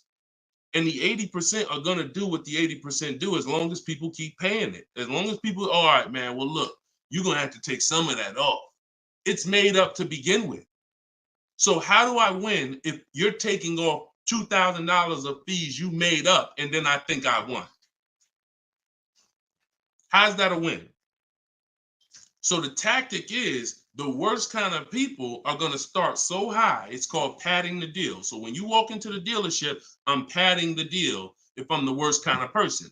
If I'm somebody who I bounce from dealer to dealer, I make a lot of money, but my customer service scores are low, but I make a lot of money, so I always have a job. Now what I'm going to do is, you're going to sit down, and I'm going to say, all right, which car are you looking for? Which car are you looking for, Diana? All right, Miss Roberts. All right, here's what we're going to do. Okay, so it's going to be working out about $650 a month. All right. Shoot, that seems kind of high. Here's the problem when you're in a dealer. You don't even know if $650 was the right starting point. Maybe the real starting point was supposed to be $550. But I'm going to start you at $650 because I know psychologically you need to think you won. See, pay attention to this. Pay attention to what I'm telling you. Selling you a car, the way the car business has programmed you, it's not about you winning. It's about making you think you won. It's a psychological game that car salespeople are trained heavily for. So when you come in and I tell you it's 650, or when you look at that car and you see it and you're like, the window sticker says 42, but when we sit down and I say, okay, we got this fee and we got that. All right, so asking price is 45,700. And you're like, wait, but the window sticker says 42. But yeah, these are the add-ons that we have. All right, now I'm starting so high that I can take off money to make you think you won, and I still end up winning because I really didn't take off anything. So this is why we don't play the games of back and forth with fake fees. What we do is we sit at home, we get bids, we look at, if we're looking at pre-owned cars, we're looking at the marketplaces, we're narrowing it down, because my strategy for shopping for used cars is different than new cars. New cars and leases, we use something called the 25 to 5 strategy. That's when we reach out to 25 dealers to get 5 quotes. Used cars, we use the multiple marketplace strategy, where we go to all the used car marketplaces and now we look at what the low price is in the market and we sort it down to our top 3, top 5. And then we take it, we got to make sure there's no fake fees on them, because that's a tactic they'll use on used cars. Fake fees, put a price out there. So everything is a screening process. That's what I want you using, a screening process, a sorting process, so that the best deal reveals itself. You don't negotiate for it. But we don't try to turn 80% dealers to 20%.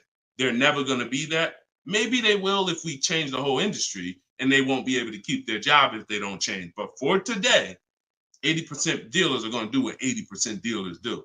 That's not our job. Our job is to find the 20%. Clear?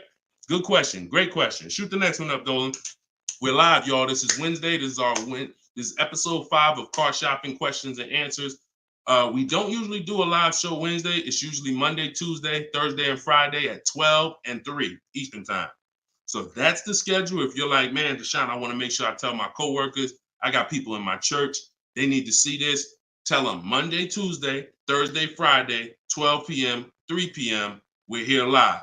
But all day long, we rebroadcast these lives so that even if they miss it, they can watch the show and watch the rebroadcast. Go ahead, Dolan, shoot the next one up. What if your car is damaged and you want to trade it? Okay, great question. And what you'll notice is a lot of people are going to ask the same question you have, because many of you are in the same situation. So what if your car is damaged and you want to trade it? It depends on how bad the damage is affecting the value, in my opinion. So let's say you have a vehicle that is barely drivable. You're selling it in its worst condition, and it's making, example, let's say you got a BMW, older BMW, the transmission's slipping, or the transmission's out, it doesn't drive, or it needs an engine. Something where literally the integrity of the car is totally compromised. That car is almost worthless. That car is going to be worth $500, $1,000, depending on the year, the mileage, $1,500. Meanwhile, if you put a used transmission in, this is why I'm an advocate. I preach you should always have a great local mechanic, a great local service shop in town that you use when your car has no warranty left. You must have this if you truly want to win, because these guys are usually 30, 40% of what a dealer is going to charge, because they don't have that overhead. So what I'm doing, if I got an older BMW, no transmission, a Nissan, no transmission, I'm going to get a transmission from a salvage yard to get a used transmission, a used engine, pay $2,500, drop that in, and then sell the car like that. And I can tell you that that's what my father did. Like, my father bought a GMC Envoy 2009, maybe 4 years after he bought it in 2013. So it was 4 years old when we got it for him. Then maybe 3 years after that, the engine went. So he got a used engine. He's been driving that car since like 2017 with the used engine, and he's getting ready to sell it, and he'll probably get $4,000 or $5,000 for it on Facebook Marketplace, because he's a low mileage driver. So you see how literally he could have went from switching a car when it was in its worst condition taking a loss for it versus investing the right money with the right person, getting the right engine, right transmission, drives it for a couple more years, and then can still pull a couple $1,000s out of it. Y'all clear? Y'all see how? Y'all see how? Type dollar signs if you understand that. That's the win right there. Not taking the loss and saying, all right, let me just get out of this car, it doesn't drive, and just taking the L. Big financial loss. Now, if you don't have major damage, then I wouldn't say fix it. If you're gonna go and you got a couple nicks on the car, then it might cost you $500-600 to get the nicks touched up, but then the value of the vehicle only changes by $500-600. So it was really a wash. You put 500 out, the car's worth 500 more. You want to only repair stuff that when you spend the money, you get double back what you spent. I put 2,500 in, it increased the value of my car by $5,000. And that's typically my opinion and my rules on how I like to operate when it comes to damage. Yes, I'm actually live right now. And why is your name the Auto Advisor? We got the Auto Advisor on TikTok. Go ahead, shoot the next one up, Dolan. All right, this one from YouTube. Alberto Romo. My car has some equity. Dealer called me if I want to trade for a new one. Car has less than 30,000 miles. Should I do it? Who's getting calls from dealers right now begging them to come in and look and let them buy your car? Who's getting calls? Who's getting emails? Who's getting letters right now from dealers? Fancy Girl Kiki said me. You're getting calls, you're getting emails, you're getting letters. Hey, Ruben, we'd love to buy your car right now. Hey, Isaac, we could get you out of your car early. Come in right now. A lot of you, right? I see a lot of you. The reason that's happening, look, he's saying lock on Instagram, me. So the reason this is happening, y'all, is because they're depending on you letting the dealer be your first offer for your car. Now, see, dealers know they're getting outbid right now. They're not able to buy as many cars as they used to because people are getting used to, I mean, it's almost a curse word in my book. We don't use this word. We don't use the word trade. And some of you who have seen me in the past, you know we don't use the word trade. There's only one scenario where we need to trade, and that's if we have too much negative equity. The reason why we don't trade is because trading is not a bidding system. There's 3 transactions that you've been trained to give to a car dealer. One is buying a car from them. That's its own transaction. I bought a car from you. The second is getting the loan from them. That's another transaction. I got a loan from you, because there's other companies out there that only give loans. They don't even care if you buy a car. They don't sell cars. They give loans. That's a clue that there's money in the loan business. Now, the third transaction is people who want to buy your car. When you give your car to the same dealership, you gave them your old car, that's one transaction. You gave them your loan, that's another transaction. And you gave them the purchase of a new car from them. That's 3 transactions. And most times you didn't get bids on any of them. That's how you're losing money. You're probably losing $2,000 here, probably $1,500 on the loan, and then maybe another $1,000, $1,500 on your car that you gave to them. Hidden money. See, I'm not just here to teach you how to car shop from home the right way, strategically using my system. I'm also here to reveal to you the hidden money that you haven't seen in your car deals. So you got to stop doing combining transactions. That's why we don't trade. We get offers in my book, step 2. My book is 7 steps. Everything I teach is 7 steps. Those 7 steps won't change. First step is most important question. That's leasing versus buying. How many years you keep in the car? Second step is equity assessment. I need to get offers for my current car, my current lease, see if I have any equity, see if I can break even, or see if I have negative equity. Third step is deal structure. I need to find out how much this car is supposed to cost if I get a deal on it. I'm budgeting for a deal. See, we don't budget based on how much I could afford. I'm budgeting, I'm looking at a car if I'm going to lease and saying, if I'm leasing, this is what a good deal would be on this car. I'm budgeting if I'm purchasing, this is how much I'm coming up with. Watch this. Many of you go in and I only want to spend no more than $500 a month. Or hey, I only want to spend no more than $30,000. You end up spending $570, or you end up spending $31,500. Or they say, hey, yeah, we got you to $30,000, but what about the taxes? All right, well, I guess I'll just put that on a credit card. So you end up going over budget because you shop with your max budget in mind. We never shop with our max in mind. We shop with multiple goals below our max so that we always, no matter where we land, we're under our max budget. That's step 3. Step 4, we do something called shopping, not buying. We don't mix the two with my system. Shopping is deciding what you want. Buying is step 5 when we go into the market and we start getting offers on what we want. But when you get to step 5, you're in the market getting offers. Step 6 is paperwork and protection. All that paperwork that you need to know. All right, do I need this product? Warranties, all of that is step 6. And then step 7 is delivery. So everything I'm teaching you falls under one of those 7 steps. And I'm trying to get you to use a system instead of winging it.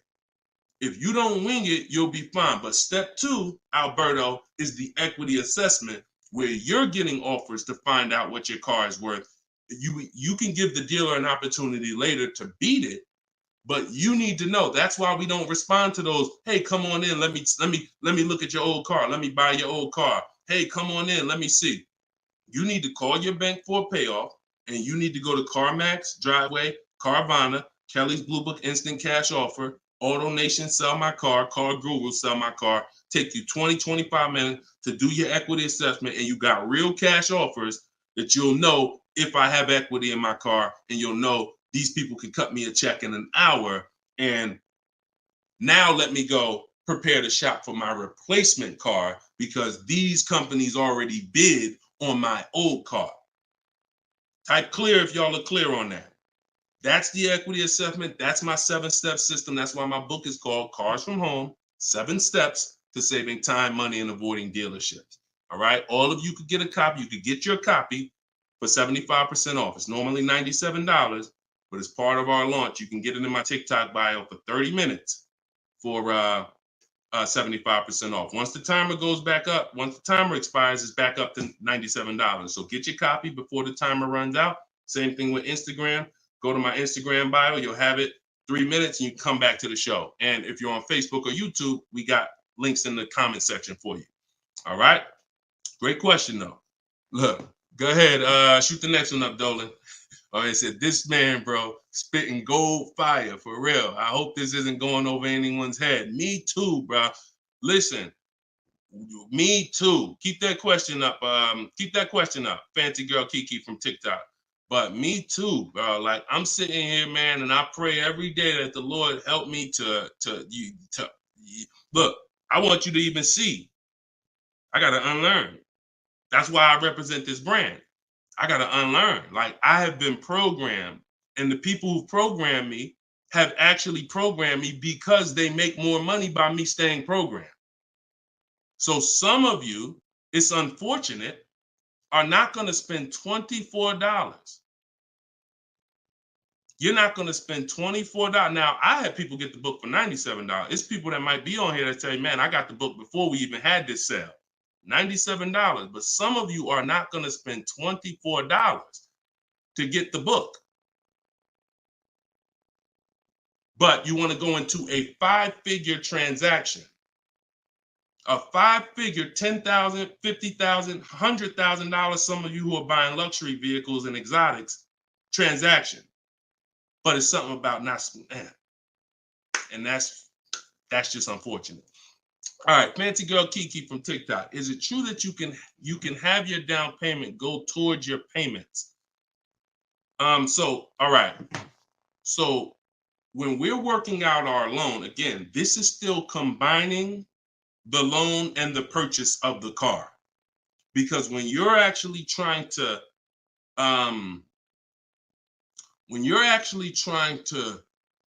figure out and hope your down payment goes towards the payments and actually goes towards the car versus you basically just giving it to the dealership or maybe losing it to, not going to the car, you're mixing. Because when we're shopping, we have loan. When you buy your car, if I'm financing, right? Give you an example. When I bought my Infiniti truck, I'm shopping for the car. Once I get the car, now, and I use my perfect budget calculator. It's in my book. It's a calculator I created. See, that stuff I can't even explain on this show. I can't explain how a calculator that I created works. It's a surprise when you get there, when you're reading and you're like, oh, this is a calculator. I've never seen nothing like this before. I know, because I made it. And I got like 5 of them in there. So, but when you're trying to do what it does, I can tell you how to do this manually to some degree. When you got to know what you can spend. That's why we have that budgeting exercise where in order for me to be at a $450 a month payment, I can't get any more than a $22,000 loan. If I get more than a $22,000 loan, then I'm going to have more than a $450 payment. So now you might say, okay, 6 years though, because if I go 6 years on the loan, then maybe I could get like $25,000 depending on my interest rate. But I need to know how much car I can buy based on where I want my payment to be. So now once I establish that in a budget exercise, you can do that with some calculators online, try to, but you have to account for taxes. The reason why these calculators don't work well, because they're not going to account for the taxes. They're not going to account for, any down payment you want to put in, and they're not going to account for any equity you may be getting. And then they're not going to give you these goals for, all right, a 5-year loan or a 6-year loan is 2 different prices. $450 a month for 5 years is not the same as $450 a month for 6 years. If I get a car at $450 a month for 5 years, I got a better price on it than if I got it for $450 a month for 6 years. So these are the things that you kind of got to have in your budget so that all right, this is how, because it does me no good to know that I could go and spend $35,000 on a pre-approval. What does that do? How does that equate to what I can actually spend? I don't want to spend $35,000. That's a $700 a month payment. So, but once you establish the budget on how much I can spend, now you go find the car. So I'm shopping for the Infiniti, and I'm shopping knowing all of these cars are within my budget. Now, when I actually get the car, now what I'm doing is going and I'm finalizing my loan and having multiple dealers, multiple banks and credit unions give me offers for my loan. Everyone can run my credit with a hard pull because I'm within the rate window where it's not going to affect my credit negatively. It's only going to weigh as one hard pull. I know you have heard, oh, don't let all these people run your credit. If you do this right, according to how you're supposed to rate shop, you can Google rate shop. In fact, I'll show you right now. I'm going to share my screen so y'all can actually see. See, it's the information you don't know that's costing you. It's the information that you don't know that is costing you. Look, if I go to Google and I type in rate shopping, Experian. Experian has a whole article. Let me know if y'all can see my screen. Hold on. Oh, wait, hold on. Entire screen. Look. So I go right here. Rate shopping. They have a whole article about how to properly rate shop. And let me see. Look, the FICO score window is 14 to 45-day period, depending on which version is used to calculate the score. So we do it in 2 days. We do it in 2 days. So we don't even use the 14-day window. That's why we don't let anybody run our credit with a hard pull until after we already find our car. So now you come in and you are I'm letting all these people run my credit to get their offers for my loan, their offers for my interest. And then what I'm doing is whoever makes the best deal there, I'm calling the dealer and I'm giving the dealer an opportunity to beat it. Because the dealer has another 7, 8, 10 banks that they might, let me see if I can beat that because I like to earn the business. And that's what I call the bank bidding war blueprint. So I'm putting that when you get my book, you actually get the bank bidding war blueprint because I haven't combined it with my book yet. It's going to take me probably about 30 days to combine it into my book. So I just send the book and I send the bank bidding war blueprint. That strategy right there is called the bank bidding war. So we're not worried about if our down payment's going to go to the car, because our loan is always worked out with the bank, not with the dealership. Okay? Separate these things. When you start separating these things like I want you to, you're going to see I can't get into the same trouble I used to get into. Okay? Go ahead. Shoot the next one up, Dolan. Great question. Are you even actively selling cars, or are you just selling books now? No, we're all in the education business. I haven't sold cars since 2020. TikTok, what's the best way to approach a used dealership? From home. All the marketplaces. So you don't want to, if you're shopping for a used car, you cannot afford to miss a place where a used car is. What does that mean?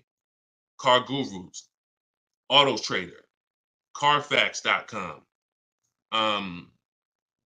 CarMax.com, Carvana, Driveway, eBay Motors. There's 8 marketplaces that we use. Vroom used to be on there, but Vroom's out of business now. So, and we don't use, people will say, why don't you use Auto Tempest because it pulls inventory from all of it. We don't use a third-party site, because what it's doing is pulling, it's not going to pull all the inventory, because no one's going to give this third-party site permission to just pull all their inventory, and now people start going to the third-party site instead of coming to them. So we just go direct to the marketplaces. And then the first thing we're doing, once we know our budget and what we can spend, we're going and we're looking for our car. But we are not going, the first thing you need to do if you want to get, y'all know, like, what I'm famous for is teaching people how to get below market deals from home. Below market deals. When you're getting below market deals, you have to realize there's 2 other categories of most people paying. Some of you have been paying market value. Some of you have been paying above market value. So below market value means there's 2 categories that we want to buy below what they're paying. Okay? So we got to have that in our mind. Below market. Like when you look at Eddie. Look at Eddie. This is 2023. This was last year. Still coming out of low inventory. He got a 2023 Camry hybrid. And the hybrids last year, they were on fire. On fire. Like, so they were still charging $2,000, $3,000 over sticker price for the, he got $2,086 under MSRP getting bids. That was his lowest bid. Okay? He said, I had a 1-week window. So those of you who are like, Deshone, I need a car in a week. When you get bids, it ain't nothing. He said, I actually completed the process in 4 days. So below market deals where people are paying sticker price and they think they won. You know what? Hey, you know what? The best deal is, at least I didn't get a markup, sticker price. Now, let's get back to approaching the used cars. When we open up when we get in used cars. Oh, wait a minute, yo, banana dad, you funny, man. So when we get in used cars, so our goal before we could get a below market used deal, we have to know what the market prices are. So when we open up those marketplaces, the first thing I want you to do is look and sort from lowest to highest prices on all of them. Lowest to highest prices. Well, the first thing we actually do is start an account. You want an account because we want to get alerts of all new inventory. So we start an account on all the marketplaces that we can start an account on. Now we're going to look and sort from lowest to highest, and we're going to look and see what the low side of the market is. Low side of the market, low side of the market. Now I might say, okay, the low side of the market is about 22, 23. If you're doing it right, you're always going to have prices that are $3,000, $4,000, $5,000, $6,000 more. If you don't see that type of spread, you're not doing it right. So now we know this is the low side of the market. Now here's what comes with the low side of the market. Bad Carfaxes, frame damage, salvage titles, sketchy history, Damaged cars, that's good. That's what comes with it. What we're looking to do is see where those cars are priced at, and we're looking to be right above them. And from there, we have a particular system of how we're going to sort based on title history, service records, extremely important. We will not buy a used car without great service records. Then we go to accident history. There's a couple different types of accidents: serious accidents, airbag deployed, vehicle towed. All of this is serious accident. I appreciate you, JCAA. Shout out to the sharers on TikTok. Now we go to, then we need to verify there's no bogus fees, because that's a narrowing down. Now that'll narrow us down to like a top 3, top 5, top 7. But some of those vehicles are going to have bogus fees, guaranteed, guaranteed. And this is not always happening day one. That's why I don't want you waiting until you need a car to go shop. I want you in the market early, a month, 2 months, 3 months before you need a car, so that you can watch the market. And when you can watch the market, you have much more leverage. You have much more flexibility. You can say no. You can see where the price trends are, and you can get alerts. Many times, it's the alerts of the new cars that's going to be the car you take down. Because when you once you know the low side of the market, now you're getting alerts. Every new car that hits the market, boom, soon as it hits, I can look and see, oh, that's priced on the low side. Now I look, oh, shoot, frame damage. Oh, shoot, salvage title. Oh, shoot, whatever. And eventually one pops up and you're like, oh, good Carfax. Oh, good title history. Boom. And now we're preparing to get ready to take that car off the market. We can't test drive used cars until we're ready to buy them, though. That's the only reason we can't do 100% of our used car deals from home, ever. New car deals, we've had people throughout, use my book, in my course, 100%. Dealer delivers the car. That can happen. New cars and leases, 100%. Used cars, we can't. You must go to the dealer. You must see the car. You must drive it. And then that's when you're taking that deal across the finish line right then and there. Okay? That's a overview of what I call my multiple marketplace strategy. If you do that, you win. I mean, there's no guarantees in life. So I'm not here to guarantee, but I am here to say, you haven't had strategy. When you're using strategy and boundaries, you haven't had boundaries or strategy. You add boundaries and strategies to your car buying, 99 times out of 100, you're going to win more than you used to win. All right? Go ahead, Dolan. Shoot the next one up. Does your book teach how to sell and grow? I don't really know what that means. Sell and grow. This one's from TikTok. Do I get a discount for paying cash for a car? No. I know a lot of people told. Who was taught you get a deal for paying cash? Type a $sign if you were taught you get a better deal for paying cash. I got the book, the cheat sheets, awesome. Service connected. Don't use the cheat sheet. If you got the book, scrap the cheat sheets. The book is the nuts and bolts. The cheat sheets is an overview. I see you though.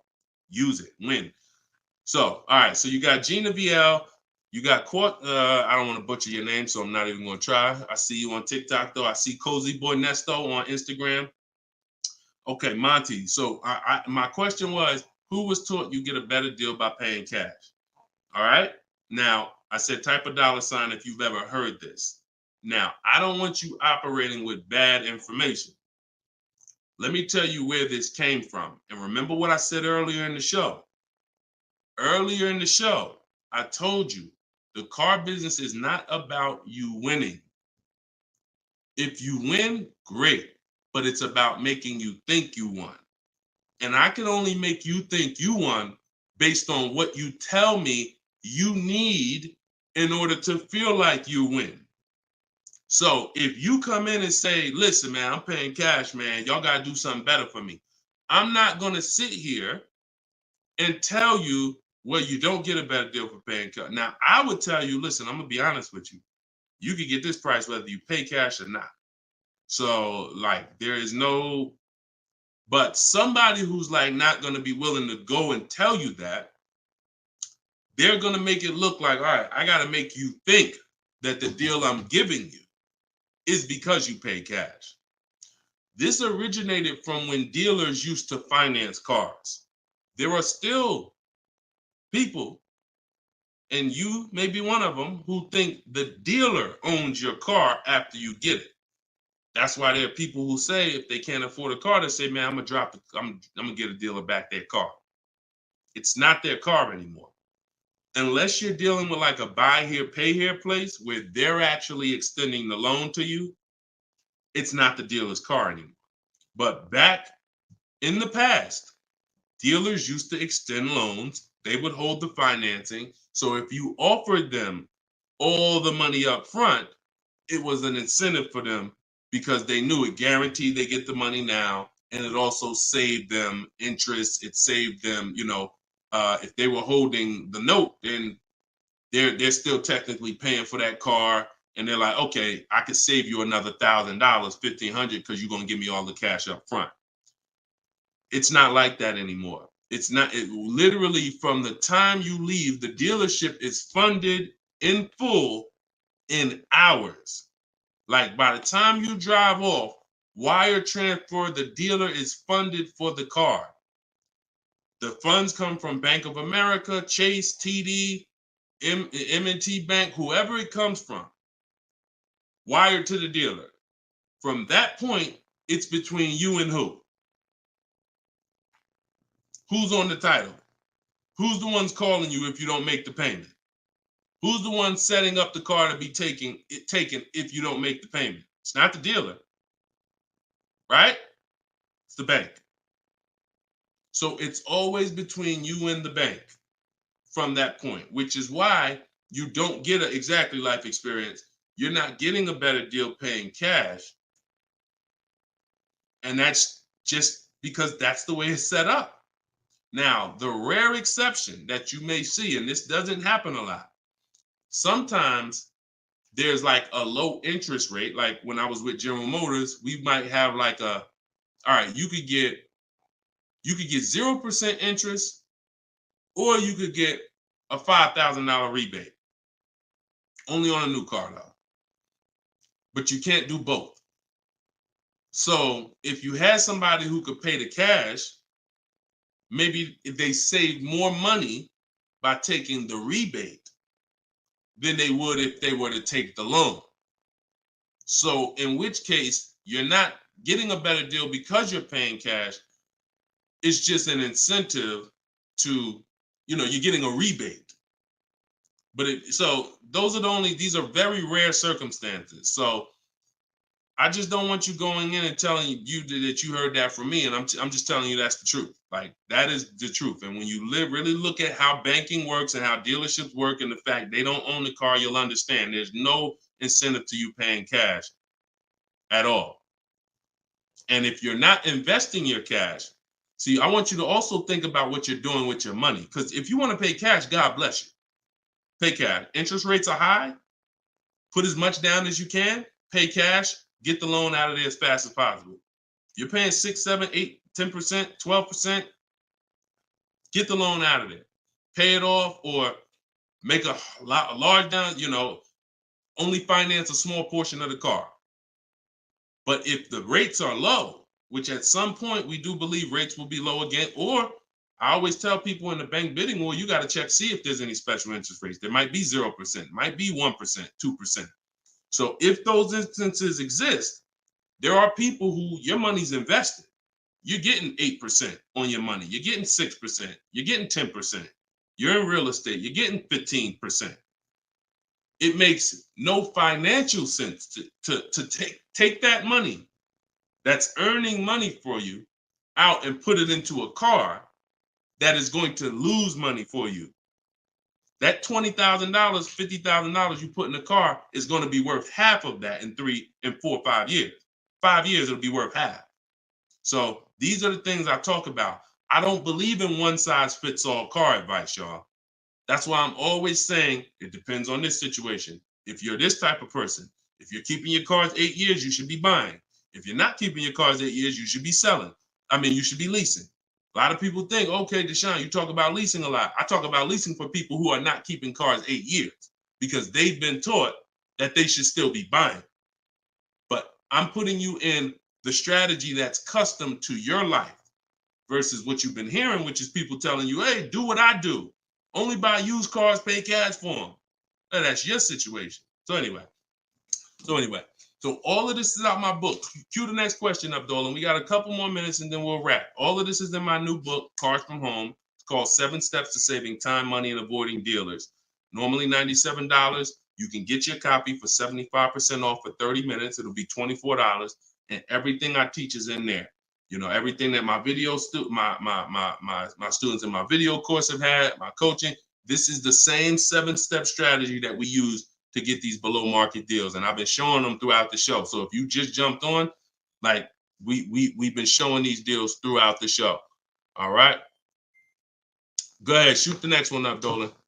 How can we eliminate dealer ad? Oh, we did that one. Yeah, we did that one from YouTube with the dealer add-on. This one's Dakota from YouTube. I have a Malibu Chevy, still drives good. However, the dealer is banged up as well as a few scratches. The door is banged up as well as a few scratches. I mean, if it's cosmetic, if it's banged up, I won't worry about the few scratches because the few scratches is really what's normal. And you know, people expect you to have normal wear and tear on the car. Some people think, hey, if I have a, you know, even with leasing, you're allowed to have wear and tear, a couple nicks, dings, they allow that. They don't expect you to bring the car back perfect. Same way with this. But if it's a big dent that would be an eyesore and you can get a company like Dent Wizard or something like that to come pop the dent out, then I would do that. That might be $200, but it might make a buyer pay, you know, $1,000 more for the car. Because if I come and I see the doors banged up, I probably want $1,000 off depending on what you asking. But if I come and see you done smoothed it out, now you could ask, and I'm less like, you know. So that stuff that you can put a little money in that gives you a bigger return when you go to sell a car. Okay, in my opinion. Okay, show and tell. I have the book. Is Maps Academy different? Yeah. Maps Academy is my video program. The book is the 7 steps. I have a video library that's 7 steps in video, and then Maps Academy is, you know, my video program, and I coach people. So we do these Zoom calls, so we make sure we answer questions. So I always say, get in where you fit in. You know, get in where you fit in. I don't care how you get the information. Get the information. You want to get it from my free videos on social media. You want to cycle through those. I got hundreds of them. Piece things together. Get in where you fit in. You want to be on the live show. Try to piece it together. You want to get the book. You want to be in the video library. You want to coach with me. Whatever. That's what I'm saying. It's no excuse. It's no excuse for any of you not to be getting below market deals when the information exists. And it's thousands of people that testify about me. I'm not new here. We got over 2 million followers. If I wasn't helping people, it would have been out by now. Somebody would have wrote by now, oh, this guy don't do what he said. I got thousands of people around this country, testimonials, hundreds that we done just grabbed, boom, boom, emailing us, yo, look at my deal, look at my deal. So it's just, you are just now discovering what we do. But understand, we've been doing this. All right. All right. All right. Go ahead. TikTok. What would be the sweet spot year in buying a used large SUV, Suburban or Expedition? Much as you could afford. You see, so when you look at quality, this is why I like to have multiple goals. Because what I like to do is I like to have a goal, right? 5-year loan, no down payment. That's one price. 6-year loan, no down payment. That's another price. 5-year loan with the money, you know, I might say, okay, if I have to, I can put $5,000 down. You know what I'm saying? Some of you, that's realistic. That's how you look at it. Man, if I have to, I got $3,000 I can put down. If I don't have to, I don't want to. That's why when you use my perfect budget calculator, which is in my book, step 3, when we're budgeting, we're deal focused budgeting. Here's what you want to know. If I want to be at $450 a month, how much is $450 on a 5-year loan, no money down? All right, that's one purchase price. Now, second tier, $450 a month, no money down, 6-year loan. I told you, I pay more if I had $450 for 6 years than I $450 for 5 years. So that's the next step up. Then I say, okay, 5-year loan using my down payment money. And then my max budget would be 6-year loan using my down payment money. But understand, I'm still under my max budget. I don't care if I have to go, and then we have another step where some of you have an old car. You have an older car, you're going to be selling it. You got 3,000 equity, you got 5,000 equity. That's also in there. So then it'll be no down payment, no equity. No down payment, no equity, 6 years. Down payment, no equity. Down payment and equity. See, all of this is below my max budget. Once I do a 6-year loan, my down payment and my equity, I'm not mad because I'm still under my max. Now, if I go above that now, if I wanted to do 5 and now I'm doing 6, or if I want to do $450 a month and I'm doing $480, now I've gone above my max budget. So my system for purchasing, we use this for new cars, used cars. Anybody who's getting a loan, this is what we do. This is in my book. My calculator generates those 6 goals for you. So when we say sweet spot, my first target is that first goal. That's my first target. When I went shopping for my Infiniti, I was looking for a car under that first price. Couldn't find it. Jumped up to the next tier. Couldn't find it. Jumped up to the next tier. And it was my 4th goal is where I found this one at. But I still had like $4,000 or $5,000 more that would have kept me below my max budget. So that's how you want to do it. Shorter loans, no down payment. Longer loan that I'll take is 6 years. I never recommend anything longer than 6 years. And then we start adding those resources that we have to it. And then once we tap out at the top, that's our max budget. 6-year loan, the most down payment money. And then if I have any equity for my car, I'm putting that all into the deal. And then as long as I find a car in any of those, and that's usually like a $10,000 to $15,000 spread, depending on, how much resources you got. That's a couple $1,000s right there. So that gives you the room to bump yourself up without letting a car dealer bump you up over your budget. All right? That's why it's called the perfect budget calculator. And I invented it. All right? Praise the Lord. Listen, I appreciate y'all. We've been on for about 1 hour and 15 minutes. We do these shows live Monday, Tuesday, Thursday, and Friday. Wasn't going to do one today, but you know what? I said, it's Wednesday. Let's jump on. Let's do a live. Let's get some questions. Let's get as many as we can. But this is what we do, y'all. You could tell your friends 12 o'clock and 3 o'clock, Monday, Tuesday, Thursday, Friday. You can meet me live on any of my platforms, Facebook, TikTok, Instagram, or YouTube. And we'll be doing this live Q&A to make sure you guys get what you need to save money and get below market car deals. That is the goal. So for those of you who like Deshone, I appreciate the show, but I want everything in one spot, man. I don't want to even have to come back to this show anymore. That's all in my new book, Car Shopping. It's called Cars from Home, 7 Steps to Saving Time, Money, and Avoiding Dealerships. You can get it for 75% off in my TikTok bio. It'll be in your inbox, and everyone who gets a car, who gets a book, right when you purchase, I give you a support email. So on that last page, you'll see a support email. If for some reason I don't give the support email out to the public because people just be emailing me with questions and all that, I don't do DMs. I don't do none of that because we got too many people to be doing DMs and all of that. Once you purchase this book, you get a support email. If for any reason your book doesn't arrive in 5-10 minutes, check your spam, check your junk folder. But if it's not there, then email us at support and we'll make sure we get you a copy right to you. All right. So use this information, get your book for 75% off. You won't pay the full $97 in my TikTok bio, in my Instagram bio, or in the comment section on YouTube or Facebook. We got a link in the comments for you, or you can scan the QR code. But that's what we do, y'all. Below market deals. That's the goal. Keep unlearning, keep relearning. I appreciate you. All right. See y'all on the next live.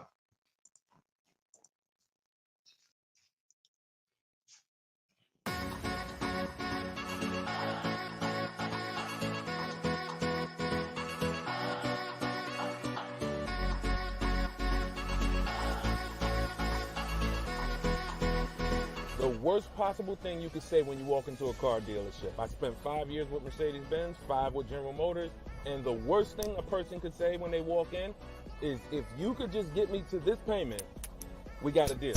So your loan's probably still like 19, which means you got to pay to get out. You're upside down. It's called negative equity.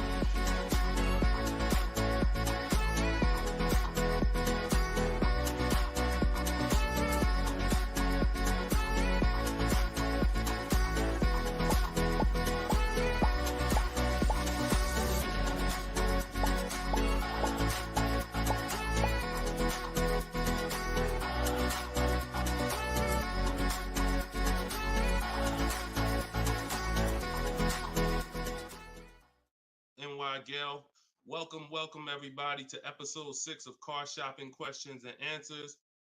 I am your host, Deshone, publicly known as Deshone the Auto Advisor. We do these shows Monday, Tuesday, Thursday, and Friday live at 12 p.m. Eastern Time and 3 p.m. Eastern Time. So I know some of you may see our live rebroadcast. That's for you to tell your friends about. That's when you can't make the show, you catch the rebroadcast. But those are the times that we're live. If you don't know me, I'm the author of the digital book Cars from Home, 7 Steps to Saving Time, Money, and Avoiding Dealers, currently rated 4.94 on Goodreads.com. So thank you to everyone who has reviewed the book, the digital book. All of you can get the copy for 75% off during the show for the next 30 minutes. You'll see when you click the link in my TikTok bio, there is a link, there's a button for you to get 75% off. So you won't pay the normal $97 price. Same thing with Instagram. And you guys on Facebook or YouTube, you can click the button in the comments and you can get your copy. So come on in, start typing your questions. We do this, we do rapid fire Q&A. I see a lot of people coming on the TikTok, and we got Dolan pulling questions. So no matter where you're watching us from, type your questions and we're going to pull them into the live show and we'll get them answered right now. All right. So I'm excited about this show. I see we're continuing to see people getting below market deals. If you don't know that the goal is for you to get below market deals, and the goal is for you to not spend more than 30 minutes in a car dealership. I spent 14 years in car dealerships. So you're not learning from somebody who's just like you. I'm just like you in that, I buy cars, I lease cars. That's the way we're similar, but I'm an insider. I'm an auto industry insider. My business for 14 years plus was in car dealerships. So start typing your questions. Let me tag everybody on Facebook and let's get down to business. Okay, whenever we get the first one, Dolan will put it up. Let me just tag my people here on Facebook. All right, there we go. Okay, what's up, Skinner? Good to see you. What's up, Angel? What's up, Jill, man? Good to see you. Yep, what's up, Jason? Great to see you. All right. Brother said he's been doing. Oh, what's up, Auto Advisor? Good to see you. Absolutely. All right, y'all got to type fast. I know you probably, and try not to make your questions long. Try to get all your question in one shot, but try not to make it too long where it can't fit in. All right. This one's from TikTok. Isaac from TikTok said, best current APR rate for tier A1 credit. So the best APR is always going to come through getting bids. Now I know this is new. This is new to most of you, but getting bids is how you're going to get your best and guarantee your best car deal, your best loan. So I'm going to lay out this process we call the bank bidding war. And if you follow this step, you'll be able to have 10, 15, 20 banks and credit unions bidding for your loan. And then you'll be able to pick the best one.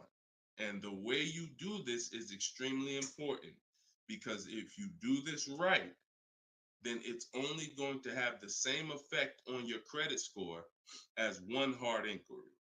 So think about what we're saying. We're going to allow multiple people to access our credit with hard inquiries, but at the end of this period, after we get our car, the weight on our score, the effect on our credit score is going to be one hard inquiry.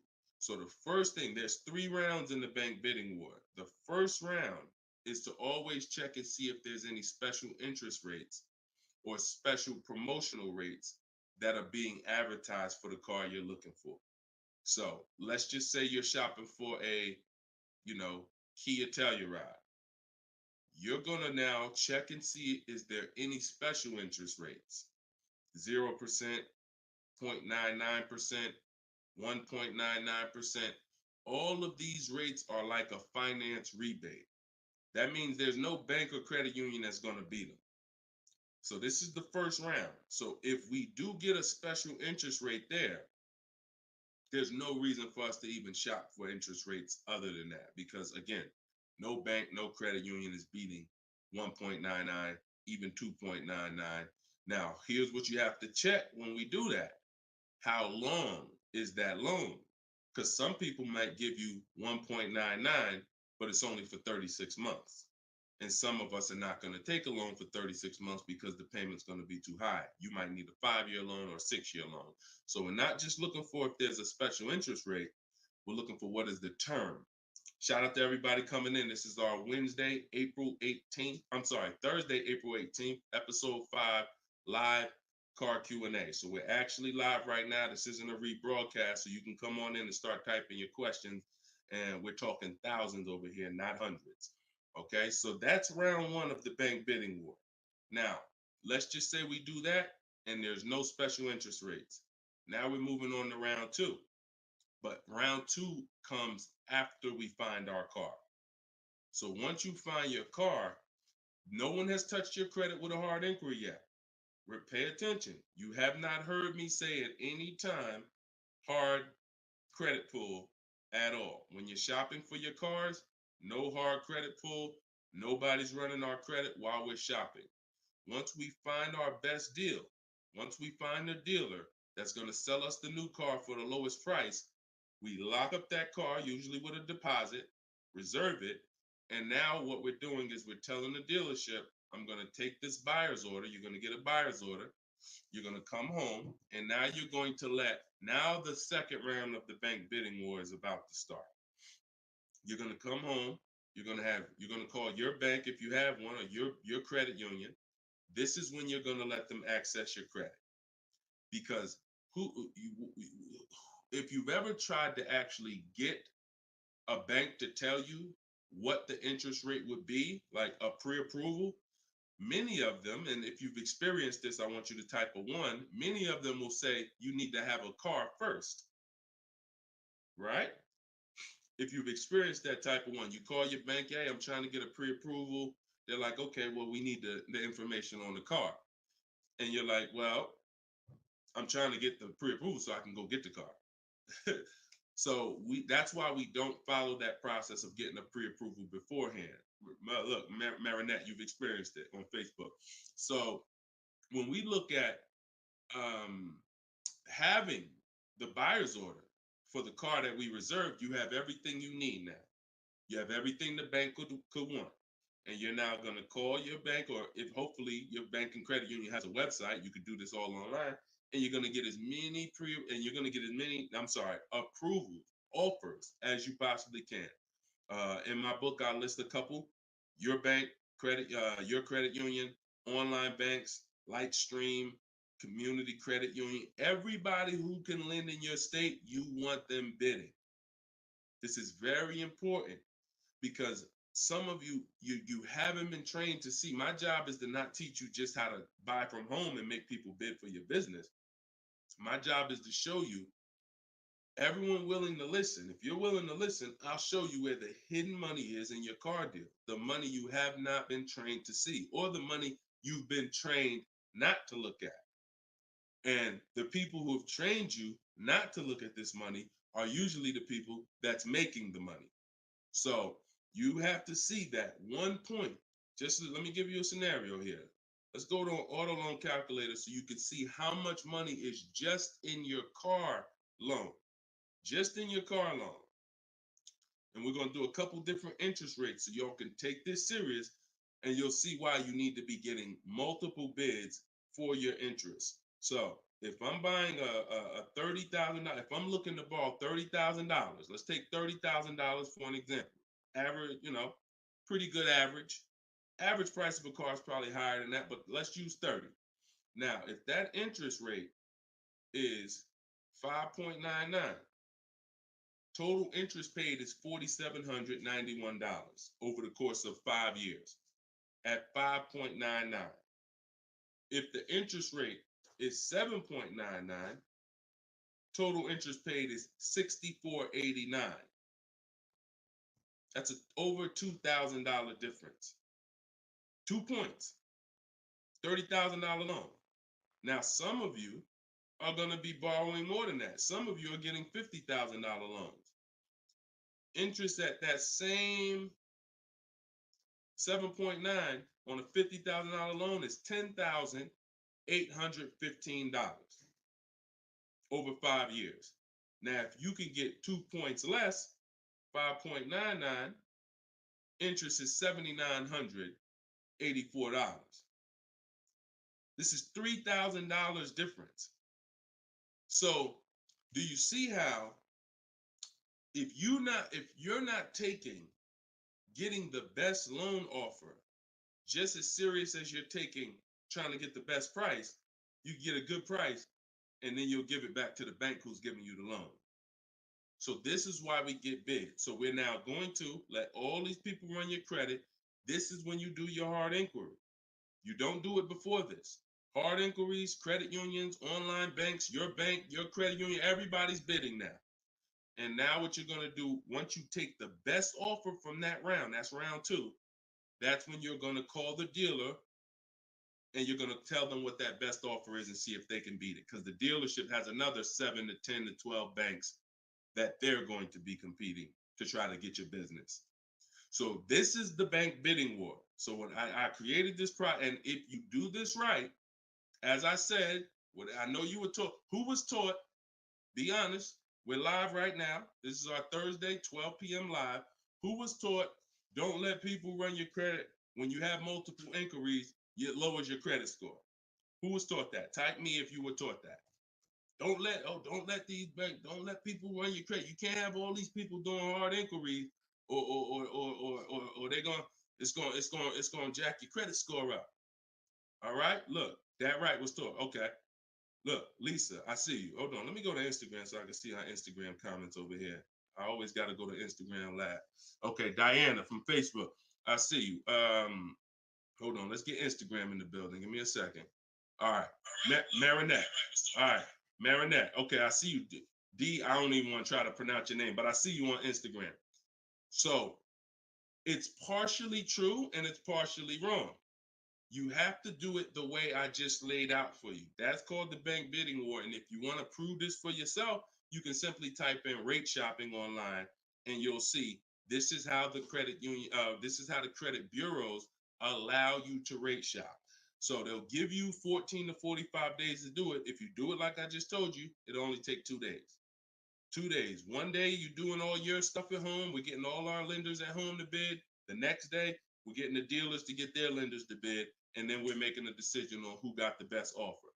So don't ask yourself. I never want you asking yourself. I never ask myself, did I get the best deal? That's a question of disempowerment. That's a question of weakness.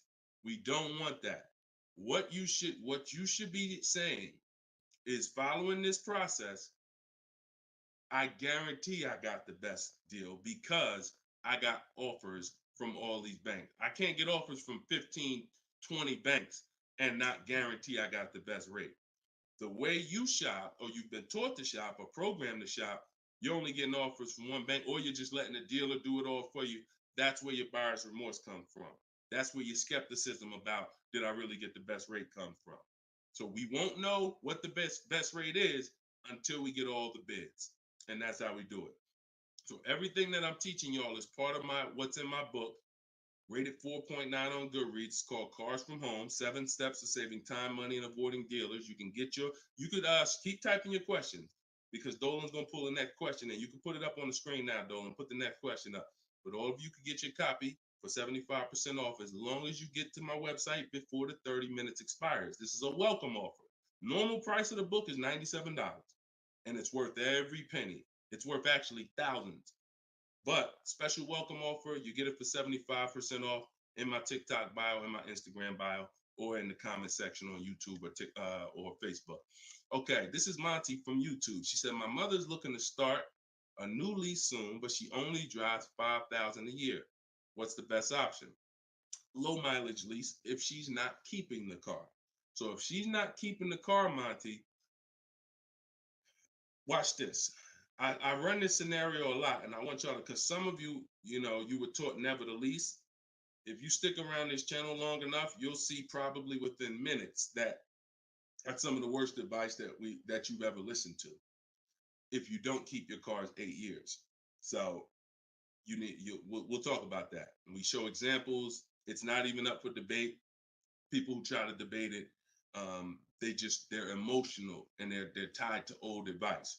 So once you have decided you're leasing, which means I'm not keeping my car 8 years, I want to avoid that depreciation, then I need to be shopping for aggressive lease deals, because it's the short term. Again, this is another unseen expense, depreciation. This is why, look, when you buy your car today, you buy a $40,000 car today, you try to take that car back to the dealership a month later, what's it worth? You try to take, you buy a car today for $40,000. You try to take that car back to the dealer a month later. Is it worth $40,000? Right? No. A month. You might have even not you might have not even driven it. But that's the way depreciation works. You don't have to drive the car. In fact, here's another scenario. You could park the car outside your house for a year. You buy it for $40,000, park it right outside your house, don't even touch it. Just start it every now and then to keep the engine running. You come back a year later, that car is not worth $40,000. It's worth probably $32,000. Dang, how did I lose that much value and I didn't even drive it 1 mile? Depreciation. That's called the unseen expense. So whenever you hear me talk about the unseen expense, it's depreciation. So your job is to find the strategies, which is what I teach, to make sure you avoid the depreciation hit. So if you buy a car, Monty, even if she doesn't drive it, even if she only drives it 5,000 per year, 5,000 miles a year, like you're saying, she's losing value. And what she's doing when she replaces the car is she's hoping she could get some of that value back that she lost. It really never happens.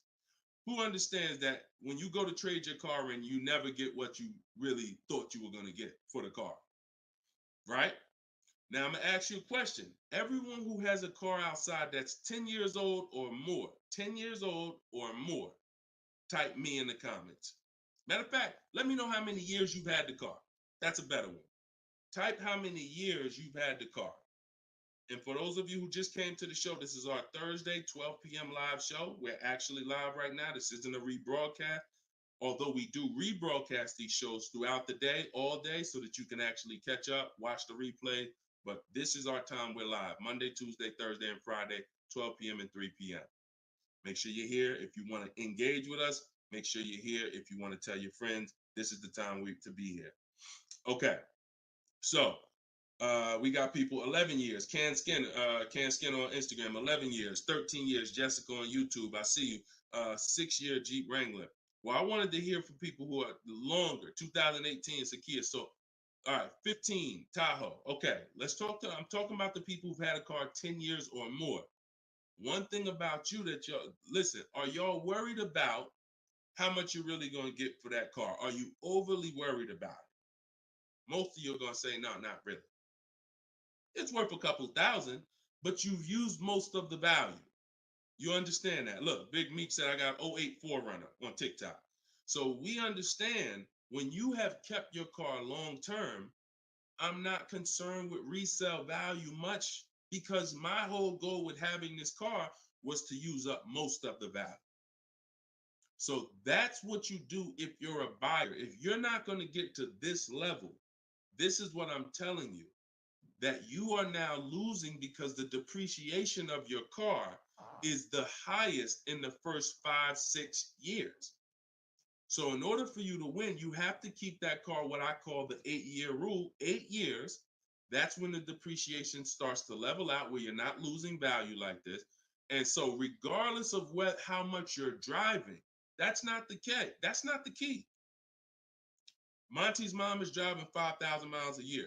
Who's a high mileage driver driving more than 18,000 miles a year, type HM?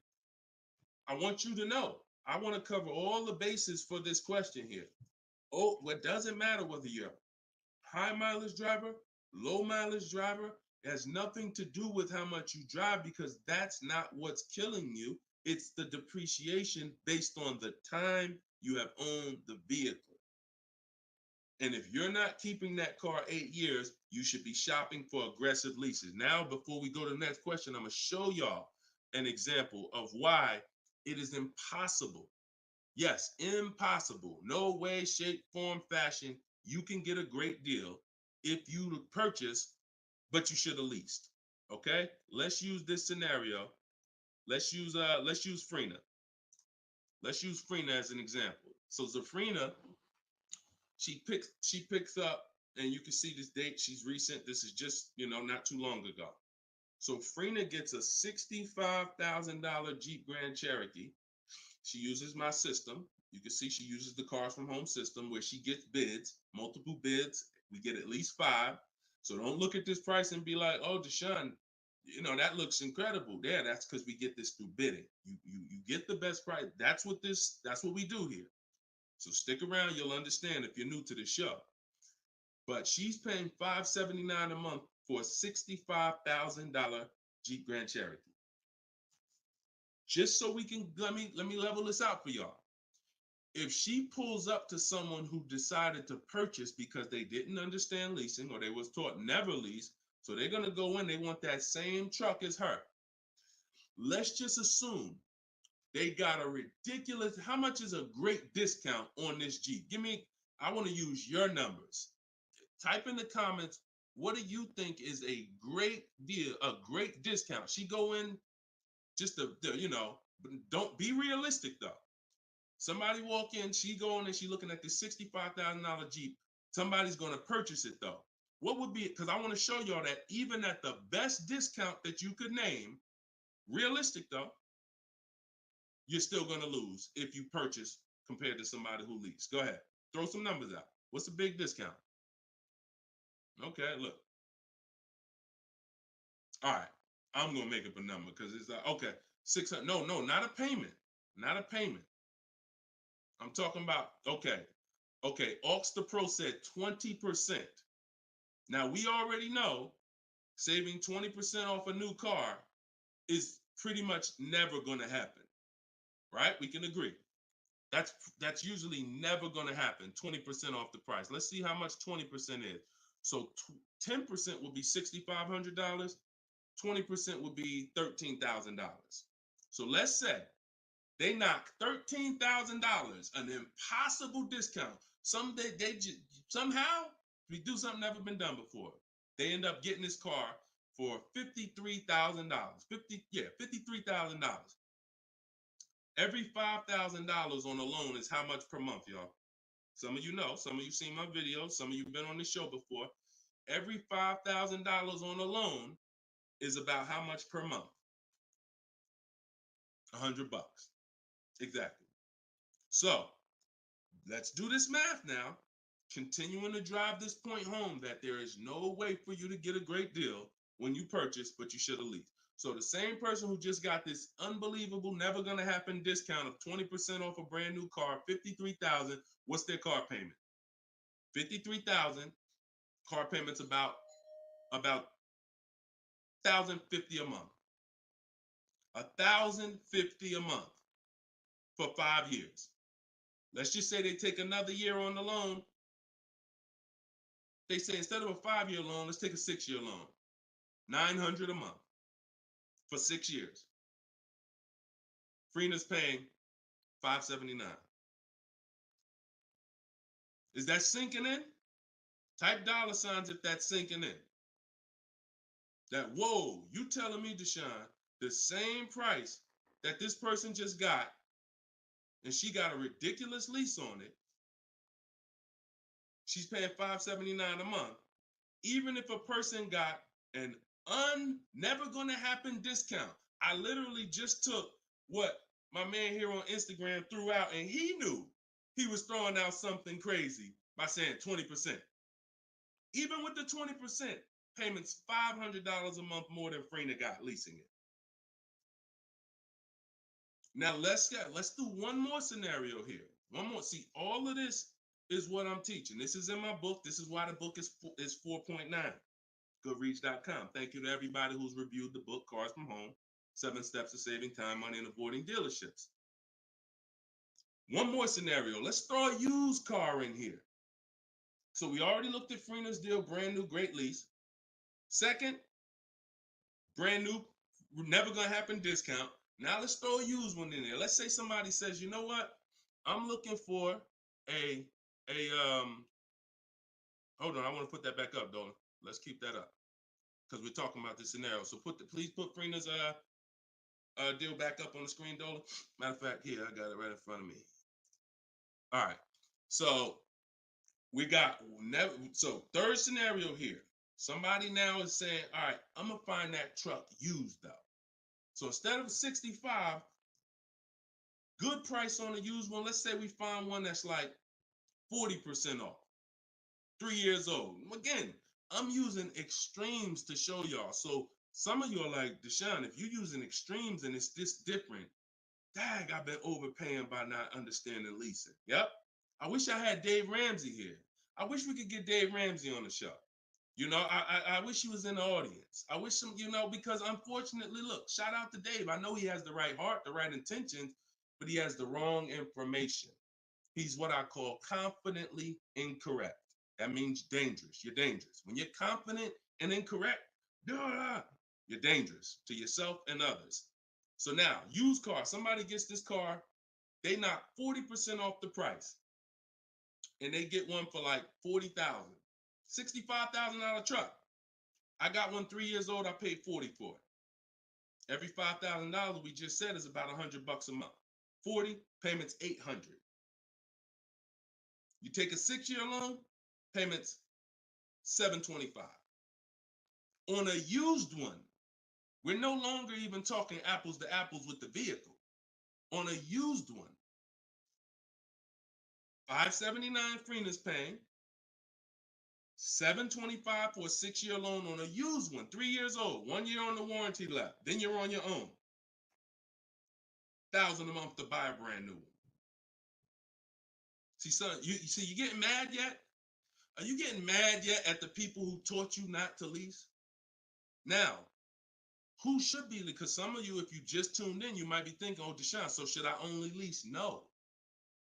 If you are not keeping your cars 8 years, then you should only lease.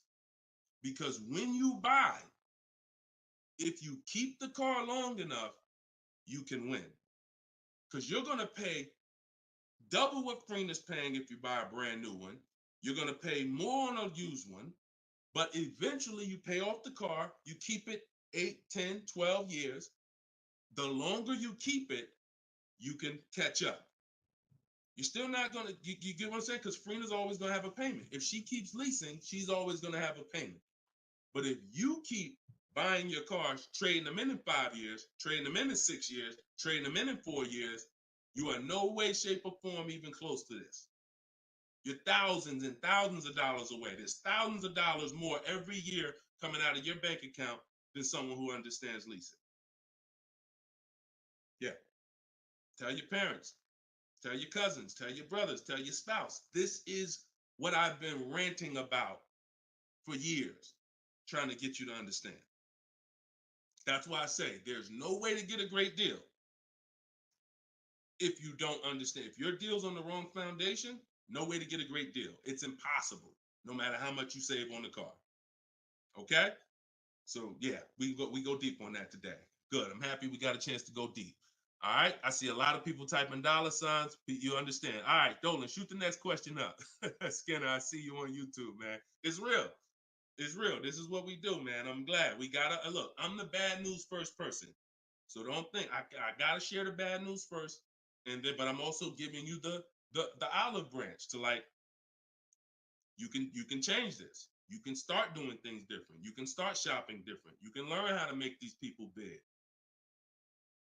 So go ahead, shoot the next question up, Dolan. Let's keep them coming. We're Thursday. We're live right now, y'all. So if you just jumped on the show, this is our live 12 p.m. show.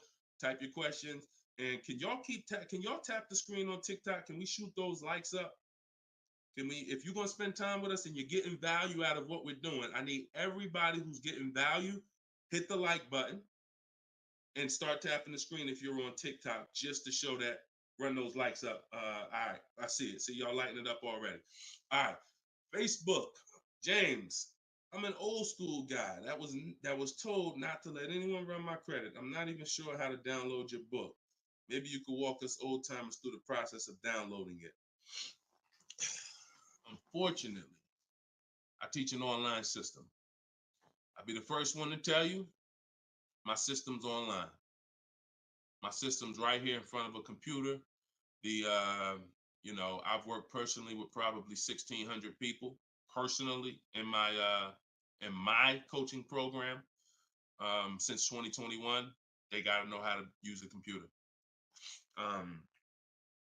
I've had older people who get their children, who get their grandchildren come because and sorry y'all, my eyes are watering. I got a little something trying to jump on me, but we good. But I would be lying to you if I told you this isn't based on because we use copy and paste systems. You're sending emails, so that's one thing I can say. I wish I could, tell you otherwise. But if you want to use what I teach, I mean, now I've had people who get their grandchildren or get their children because my system to get great deals only takes 90 minutes. It only takes 90 minutes. That's why when you go to the page and you see my book, a lot of you are going to see the first thing I say on my website is this will teach you how to get below market deals in as quick as 48 hours. And the time you're putting in to get those deals is probably going to be about 90 minutes once you learn, as I walk you through my 7-step process. But you got to know how to use a computer. So I'm just being real with you. Like, I wouldn't tell you to get the book if you're not comfortable sending emails, copying and pasting, because it is an online system. So I would tell you, call one of your family members who's computer savvy. Tell them, hey, get this book, work this for me, help granddad out, help dad out. And not only are you helping yourself, but they'll now have a skill so that they can learn, so that they're now making dealers bid and they're at home. That's just me being as honest as possible with you. All right. Great question, though. Great concern. Skinner, what's up, my man? Skinner from YouTube. Deshone, what are the bank necessarily looking for different from what the dealership is? Banks want to lend. So think about where you're at right now. Skinner from YouTube just asked, so what is the banks necessarily looking for different than the dealerships? Banks, there's more banks around us that would want to lend us money to buy a car than we know about. So wherever your zip code is, the reason why I want you using the bank bidding war, which I laid out at the beginning of the show, if you just jumped on, you want to go to YouTube, you want to watch the beginning of episode 6, and I break down the bank bidding war. If you don't have my book, if you have my book, then you know the bank bidding war. Now,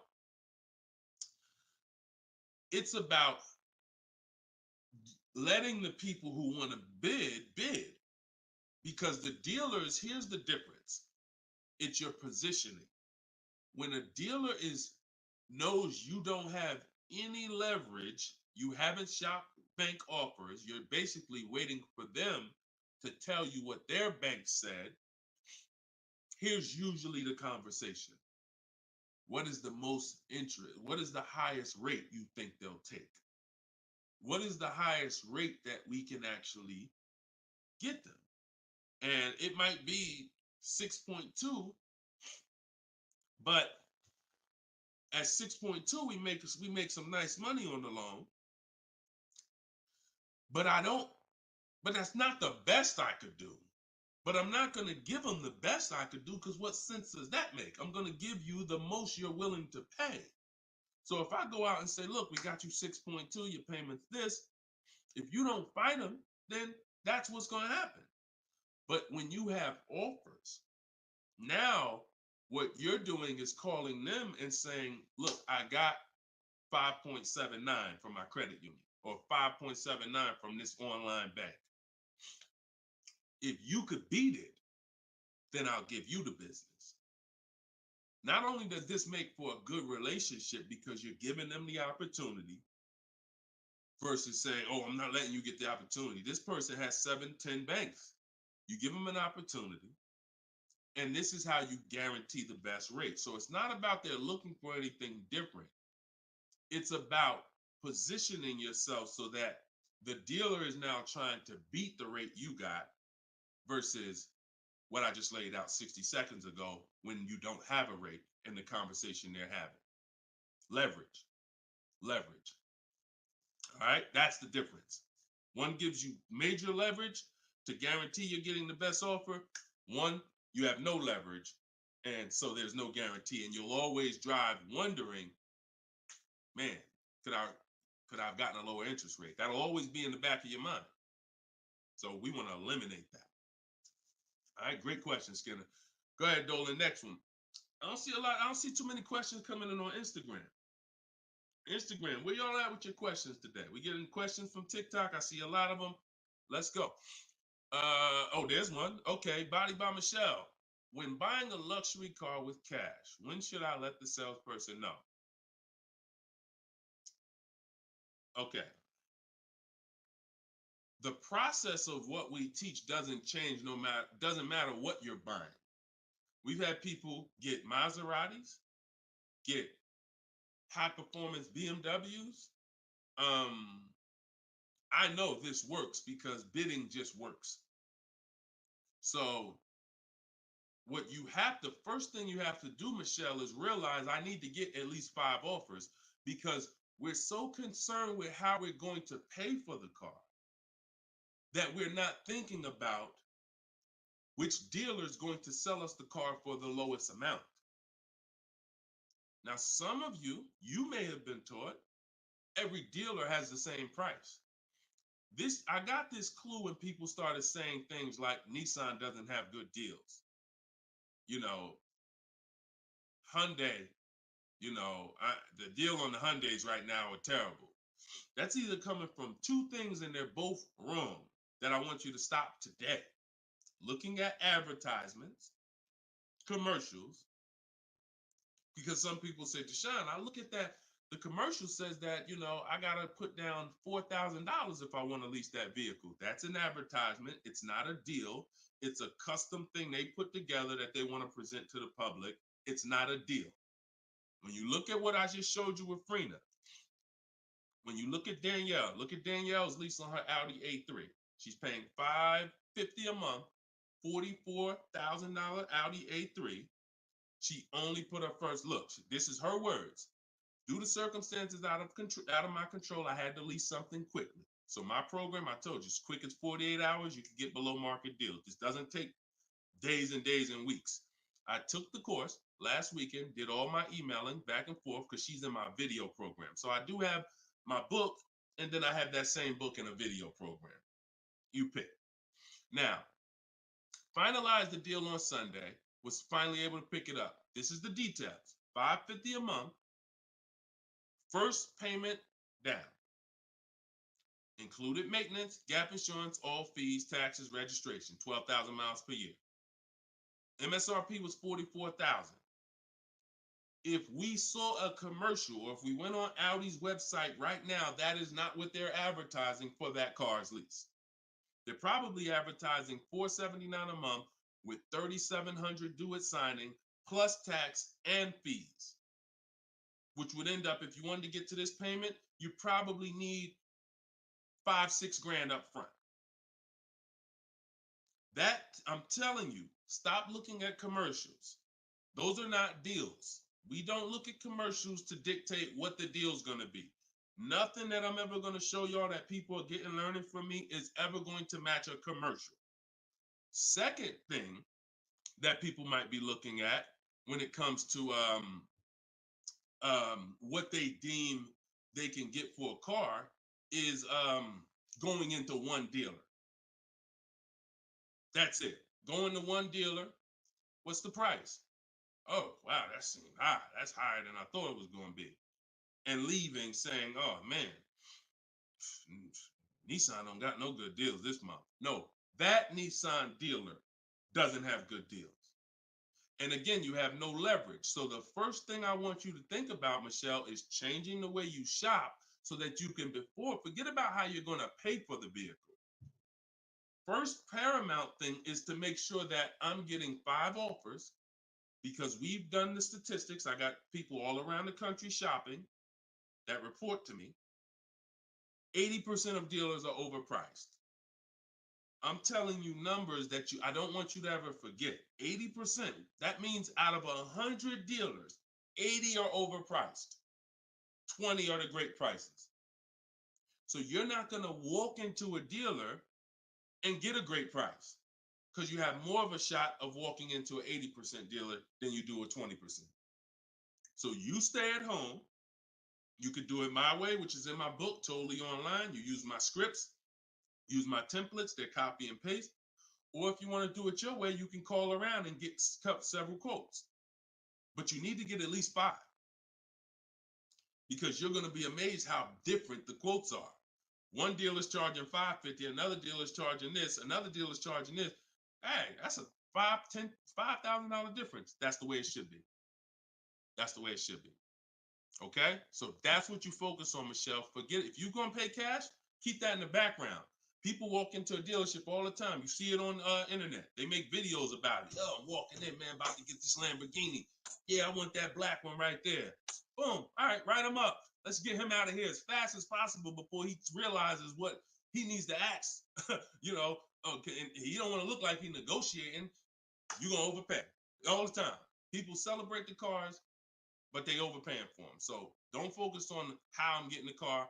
Focus on, let me get these offers so I can make sure I get the best price. Once I get the best price, here's the cash. Okay?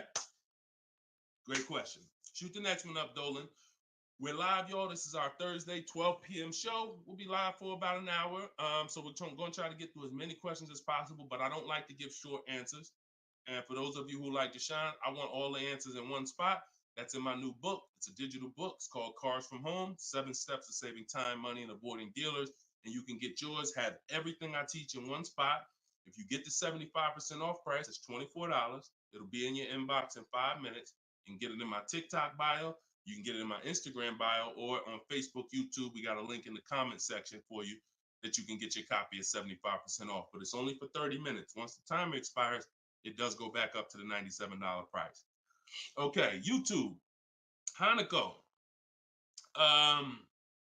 Sorry, hold on. Eyes water, I'm sorry.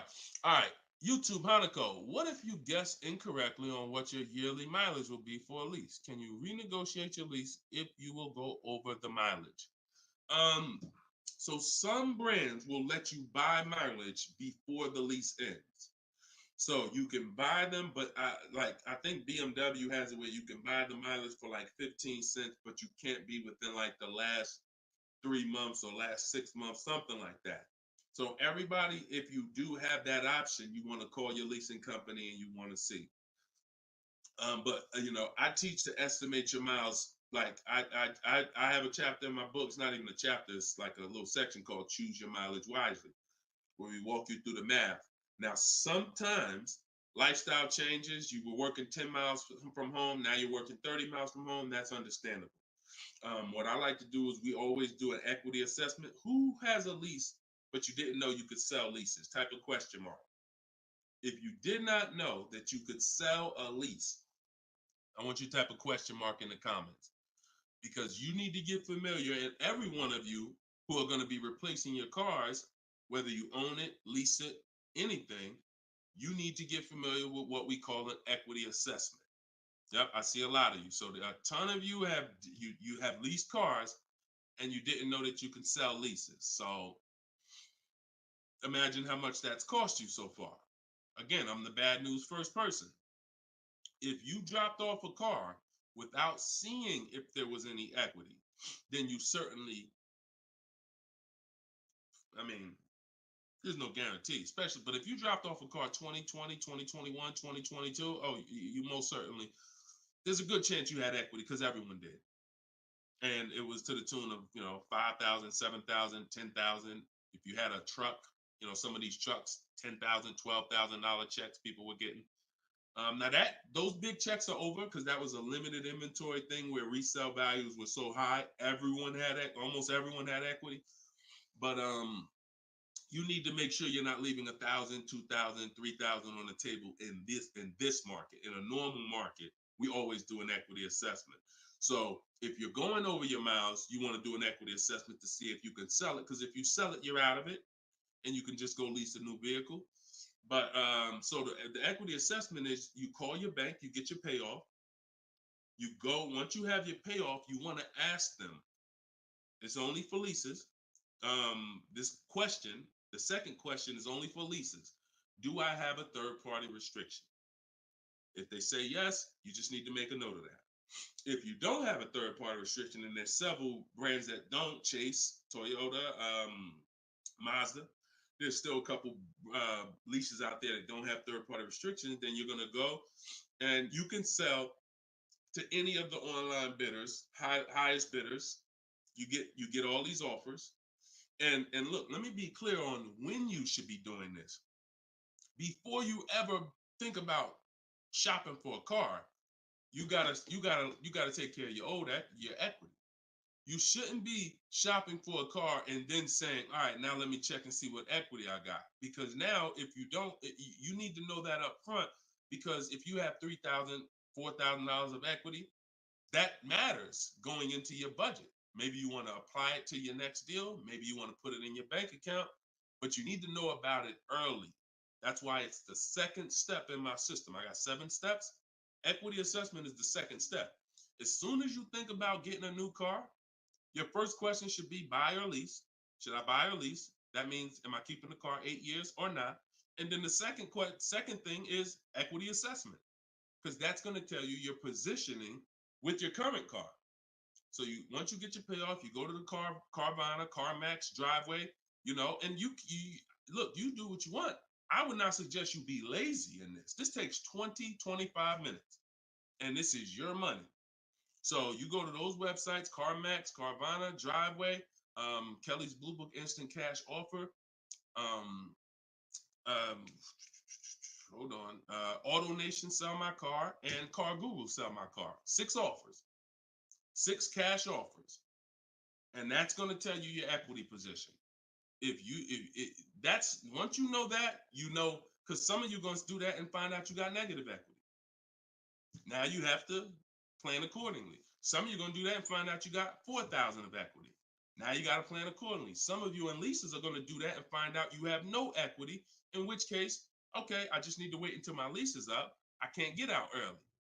But so the equity assessment tells you how you can move to the next step. Okay? So that's what you focus on. That's what you focus on at this particular step. Okay? Go ahead, shoot the next question up, Dolan. All right, we're getting a lot more. I'm gonna try to get through. I'm gonna try to go faster, but go ahead, shoot the next one up, Dolan. This one's Instagram. That's my man that I said I didn't want to butcher your name. Might even be a woman, so I'm not even gonna try to pronounce the name. But my lease is up in 6 months. I would like to lease again. Is my current lease gonna hurt me when trading it in? Equity assessment. I'm glad you asked that. Equity assessment. That's the game. That's the game. See, those are the questions that gets answered with the equity assessment. Is my lease gonna hurt me or help me? Do the equity assessment and you'll know. Now, if you have a third party restriction, then we can't sell direct to these online buyers. We have to sell to a local car dealer of the same brand. So I have a script in my book where I walk you through talking to used car managers so that you can actually sell your car locally to them. You're selling a 2 or 3 year old car, usually good mileage for most. We need to sell that car to a local used car dealer, but we are still getting bids. We're not walking in. This is what a lot of people did. You may have did it. Man, I got a third party restriction. I'm gonna just walk into the dealer. hey, yeah, look, I know I got equity.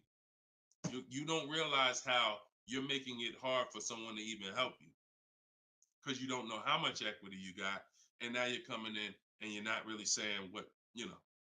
When you're at home and you're talking to managers, you're talking to people and getting offers for that car, you can speak intelligently. And we only talk to used car managers in those cases. But that's only if you have a third party restriction, because some people, another thing they were doing is buying their cars and then turning around and reselling them. Reason I never do that is because, and nobody who's listened to me, even throughout the pandemic, I don't think we had one person do that, is because when you buy, you pay taxes, you pay fees. So yeah, if I had 5,000 in equity and then I buy the car and resell it and then I pay 4,000 in taxes and fees, by the time the title gets to me and all of that, I might break even. When we sell direct to a used car manager, a local dealership, we don't pay those fees. So although they might not pay, they're not going to pay as much as CarMax, Driveway, and any of these online bidders, we still get offers from them because we don't have to. They're not going to pay those fees. We're not. Those fees aren't going to come out of our profit. Okay. Equity assessment. Again, D. I'm gonna just call you D. Go ahead. Next question, Dolan. Exactly. Exactly. Auto advisor. Equity assessment. How'd you come up with the auto advisor? That's so funny. I'm just not used to seeing, I'm not used to seeing anything that says the auto advisor unless it's there's a lot of Deshone the Auto Advisor accounts going around inboxing people to buy crypto. I don't do anything but car education. So if it ain't about Cars from Home, my book, if it ain't about Cars from Home, my video library, it ain't about my coaching program, then it is not me. Stephanie from TikTok. So you can ask any lender, even if they don't work with them directly at the dealership? Absolutely. These people lend money. They don't care about selling you a car. People that lend money want to give you a loan. Good question. Absolutely. Go ahead. Shoot the next one up, Dolan. All right. Everybody getting value out of the show so far? Type dollar signs. Let me see the dollar signs. If you're enjoying and you're getting value out of this show, by the way, for those of you who just came, this is live. This is our Thursday live show. We rebroadcast these shows throughout the day, so that everyone can rewatch them. So you might see a rebroadcast, but Monday, Tuesday, Thursday, and Friday, 12 p.m. and 3 p.m. is when we're actually live. So when your coworkers, your family is talking about car shop, you want them here 12 p.m., 3 p.m. We're actually live Monday, Tuesday, Thursday, and Friday, Eastern time. All right. This one's from Instagram. How do you get a great lease deal? Bids. It's the only way. Because all right, so I'm gonna give you an example of how not getting bids will actually deceive you, and you could possibly think you got a great lease deal. So this is Charles. He got a Palisade. Palisade is probably one of the top 5.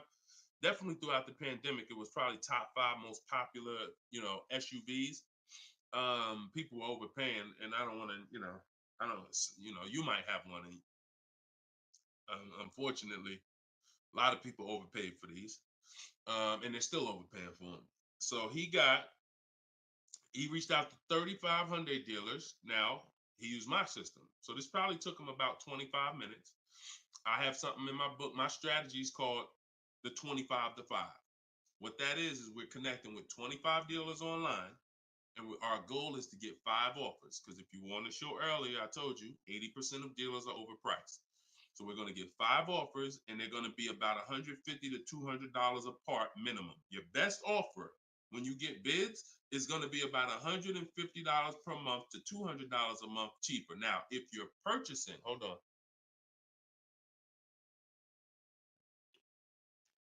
All right. Now, if you're purchasing, you're going to see, for those of you who are buying new cars, because we have several people that do that, you're going to see that there's about a $5,000 difference minimum between your best offer and your worst offer. So let's say I was buying this Palisade. When I get my bids, my best offer to my worst offer is going to be close to $5,000 difference. That's when you know you're doing it right. because we get below market car deals. Some people get market value car deals. Some people pay above market value car deals. Depends on the skills they have. So he got bids. He did this, used my system. Took him probably 30 minutes to reach out to 35 dealers, maybe 25 minutes, and he got 10 quotes. Offers range from 1.23 to 1.66. Now, that's what that's what I'm telling you. The 1.26 lease that he ended up getting a 1.23 because we always send a counter offer. I have a calculator in my book where you put it in. We must send a calculator. We must send a calculator. We must send a counter offer. So he ended up closing the deal at 1.23, all online. Never spoke to the dealer until he was ready to lock up the deal. But see the difference, 1.23 to 1.66. That means he's looking at offers. His best offer was $597 on a $48,000 Hyundai Palisade. His worst offer at 1.66, that same 1.66 divided into 48,500. Hold on. 1.66 times 48,500 would be about 700, 900, call it $800. So he's getting offers. That's when you know you've done it right. So to answer your question, Tobo, how do you get great lease deals? Bids. It's the only way. It's the only way. So his best offer is $597. The worst offer he saw out of all of them, he got 10 of them, was $800. Same vehicle. 80% of dealers are overpriced. Okay? Must get bids if you want to get deals like this. Only way. All right? Shoot the next one up. Now, look, hold on real quick. I want to say one more quick thing. Until you get bids and you have enough bids, you might think you got the best deal, but you just don't know what the best deal is. See, you're going off your gut. If you're going off your gut, look at Kimberly. Kimberly saved $20,000 on her Maserati. It's a $91,000 vehicle. She posted, the one she ended up getting was 91 because a dealer near her ended up beating this offer she had, but it was an $86,961 Maserati. They offered it to her for $66,261. So they're taking 20 grand off. But she had offers that were 10 grand off. She had offers that was 12 grand and 8 grand. And if she would have tried to assume, well, damn, 8,000, that feels good. I mean, shoot, brand new Maserati, taking 8,000 off. That gotta be a deal. See how much money she would have left on the table? See how much money she would have left on the table? So we cannot assume. We get multiple offers. We look at the lowest one. That's how we guarantee. All right? Go ahead. Shoot the next one up, Dolan. Great questions today. Great questions. Let's go. All right. We got Emo on YouTube. I test drove an MD. I'm test driving an MDX soon. Okay. I test drove an MDX as soon as we finished. They tried to get me to run my credit. I told them I'm shopping dealerships, didn't like it, so the manager came in the office and tried it. No again. 100%. You look, y'all. If you don't have a plan, you're under someone else's plan. You follow me? I'm gonna say that again. If you got a light bulb emoji, type a light bulb emoji, type a gem emoji. Remember this. If anytime you don't have a plan, you will be subject to someone who has a plan. And there's nobody that has a plan like car salespeople. We know what we're doing. We are not trained in much. We're not trained in finance like we should be. We're not trained in buying versus leasing like we should be. We're not trained in resale values like we should be. We're not trained in insurance products like we should be. There's more insurances to consider with a car than there is a house. Kid you not. Extended warranty, that's an insurance policy. You might use it, you might not. Tire and wheel, that's an insurance policy. Gap insurance. You have auto insurance. There's multiple insurances that you need to consider in this business, when you're buying a car, when you're leasing a car. We're not trained in none of that like we should be. But what we are trained in is how to make sure we have enough information to sell you what we want to sell you. And so if you don't have, and the least, the people with the least integrity, they are certainly going to try to pin you down with the credit check. Can't give you a credit. I can't give you a quote without your credit. Come in. I need you to be here. When can you come? First question they ask, y'all, right? Who's getting phone calls from dealers right now? Raise your hand and type me if you're getting phone calls from dealers right now for any reason. Bring your car in early. Hey, your lease is almost up. Hey, I saw that we can get you in a new car. We can keep your payment the same. Look, nobody's business. If you're getting phone calls from dealers right now, type me in the comment. Look, Skinner said they blowing me up. So understand the reason why they're doing that is because they want to pin you down. It's just come on in. When can you come in? When I can come in, I get you to talk. Numbers in here, it means you're pinned down. You cannot do this. You're losing all your leverage. So that's why I'm telling you, you're going to shop with a plan if you're following what I'm telling you, if you're following what I teach. Some of you have my book already. Shout out to those who have my book. We're rated 4.9 on Goodreads.com. Appreciate everybody who's reviewed the book. You can get yours for 75% off. It's normally $97, but in my TikTok bio, 30 minutes only, you can get it for 75% off. Instagram bio is $24 if you get the deal in the comment section. But you must have a plan because they have a plan and you don't know who you're dealing with. So that's all I can tell you. But I'm glad you stuck to the guns. Even under the pressure, you didn't let them run your credit. You stuck to the guns. Way to go. All right, go ahead, Dolan.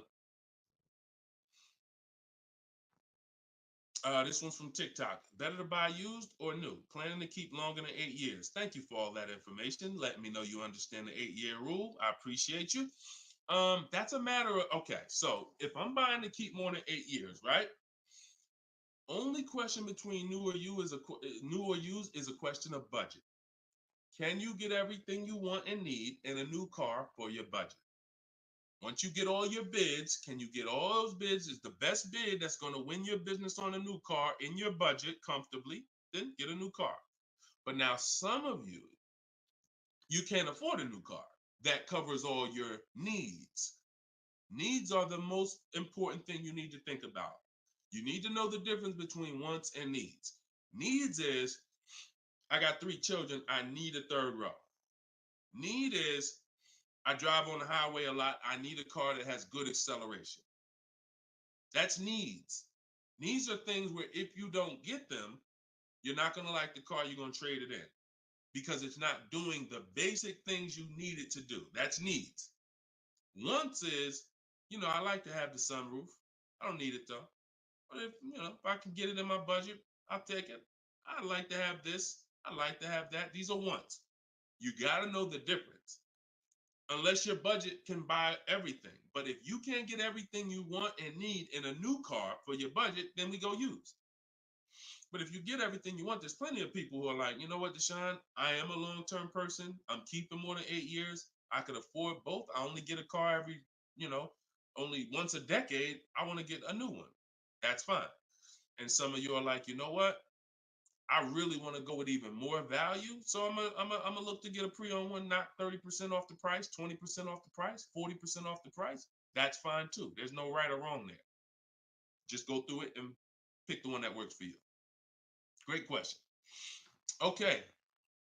And now I have while you putting the next question up, Dolan, my process for shopping for new cars and leases is totally different than the process we teach on shopping for used cars. It's entirely different. One is called the 25 to 5, where we're reaching out to 25 dealers online, connecting with them, looking to get 5 offers. The other one is the multiple marketplace strategy, where we're on all the online marketplaces where used cars are, and we're narrowing down. We're looking at the used car market, the low prices. We're turning on alerts on our phone so we get notified whenever there's a new car that pops up. Totally different process. Both are online, But with a used car, we cannot do 100% of our transaction online. Sometimes with new cars, we've had people who never left their house. They just went to test drive the car and everything was done online and the dealer delivered the car to them. That's fine because it's a new car. No one drove it. With a used car, we must test drive. So we can only do about 90% of our process with used cars online. 10% has to be in the dealer. Okay. Miss Dollface on Instagram. When is the best time of the month to purchase a car? There is no best time. And I'm going to tell you why. I know you pal. What's the time that you've been taught? I want to hear from you. Like, go to your keyboard right now. What is the time that you've been taught is best during the month to buy a car? And we got a bunch of people on here, a bunch of different people. Tell me the time that you've been taught is the best time to buy. And then I'm going to tell you why that's not the best time. Right? And I know what everybody's going to say. We all going to say the same thing because we were all taught. Well, now I can't say we because I was in the business. Exactly, HBD, end of the month. Cherie said November. Tothy on Instagram, end of the month. Look, Skinner, around the holidays. So your answer, Skinner, was about the same as Sharice. November, coming into the holidays. Now, I want you to picture any other business because what I'm trying to get you to see is that you are taught, programmed to shop for cars different than you shop for everything else in life. Everything else in life, because if you had a business where every single time at the end of the month, just dozens and dozens of people just came into your store because that's what the marketing did. Are you more, and let's really use some real terms here. Are you more desperate to sell something when the store is packed? Or are you more desperate to sell something when the store is empty? See, I want to tell you a story. If I could get you to continue to keep these stories in mind, it'll answer your questions. Now, obviously, everything's in my book. Some of you have my book and you understand all of this is laid out for you. But even as you're listening, I want you to grasp concepts that you're going to see. Are you more desperate to sell something when the place is exactly, Toothy, when the place is empty? Place is empty. If I got a store and I haven't opened up that register all day long, it's daggone 5 p.m. I haven't seen one customer. I'm desperate. But if the store is packed, man, I ain't thinking, what are we giving deals for? You know what I'm saying? What are we giving deals for? The place is packed. We're not desperate. So the marketing is great. The marketing makes you think, oh, end of the month, we're getting the best deals here. There's clowns up here. They got daggone balloons. They got the guy outside with the arms blowing. They got signs everywhere. This is what the place is a carnival. Why do we need to give away these cars? No. You don't want to be sitting next to somebody and Jim drives off with a car and Jim, all right, man, have a good one, man. Yeah, you here too, man. We was here the same time. Great. Yeah, man, I'm going. And you sitting there and you going to say no to a deal. Salesman looking at you like, hey, look, do you want it or not? Because, we're real busy. It's people waiting in line. Do you let me know? So it's the pressure. It's the like. So I say that to say what you've been taught, the holidays, the end of the year, sounds good. But you're much more likely to get a deal when there's no one in the showroom. The 10th of the month, the 2nd of the month, place is dead. And I like to make sure you're positioned. So what I teach is something you need to have 2 dates in mind. 2 dates. Every time you're shopping for a car, I teach you need to know these 2 dates. The as soon as date and the no later than date. The as soon as date is the soonest you can buy a car. Soon as you can buy a car, as soon as date.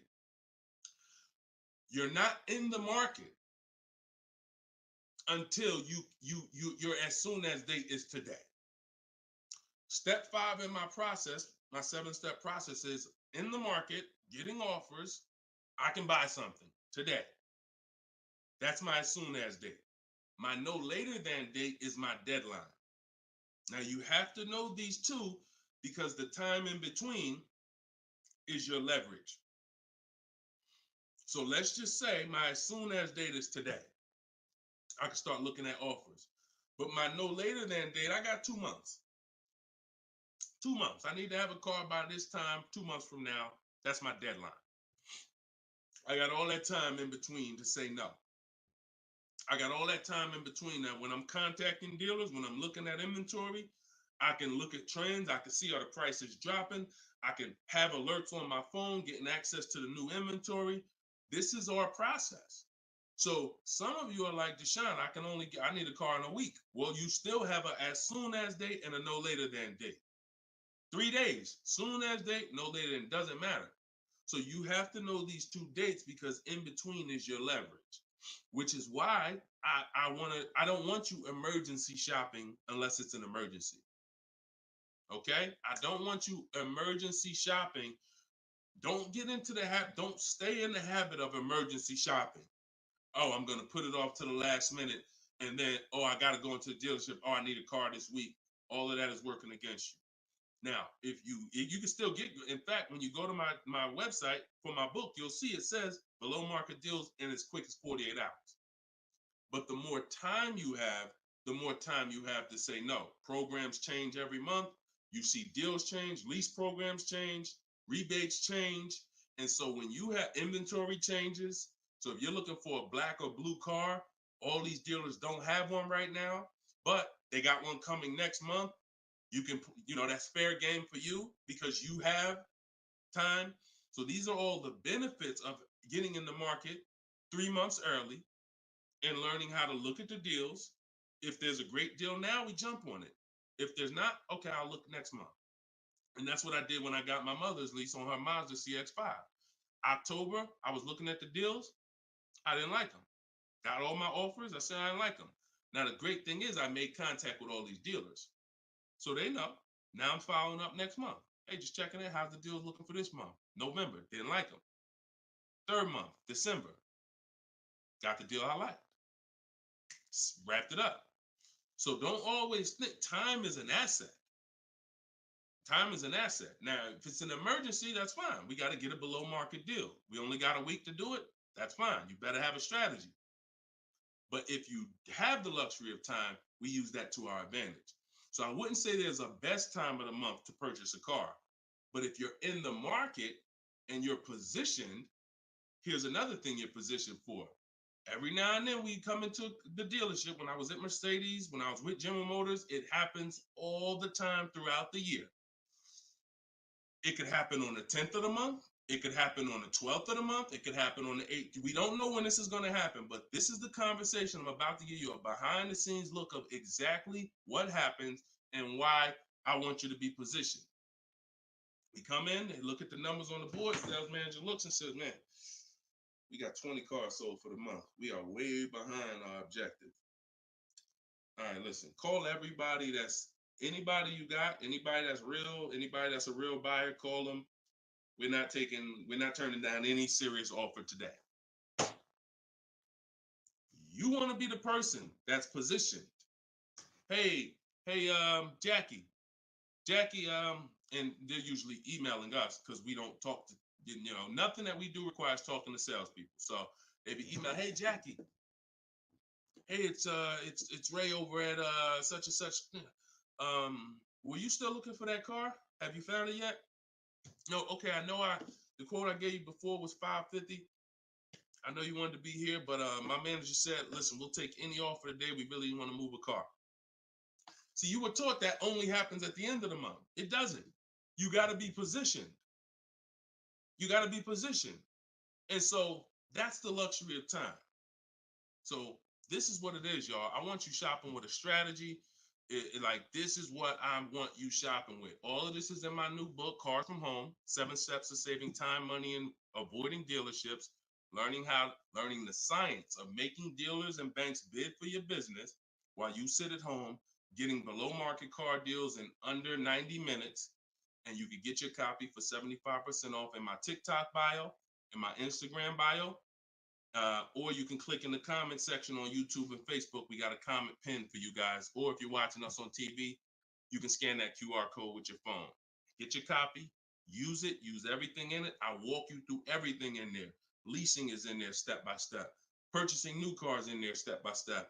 Purchasing used cars step by step. High mileage drivers, I got 2 strategies for you. If you're a short-term high mileage driver, everything's in there step by step. If you have credit issues, I walk you through step by step. So get your copy. We are back live for episode 7 at 3 p.m.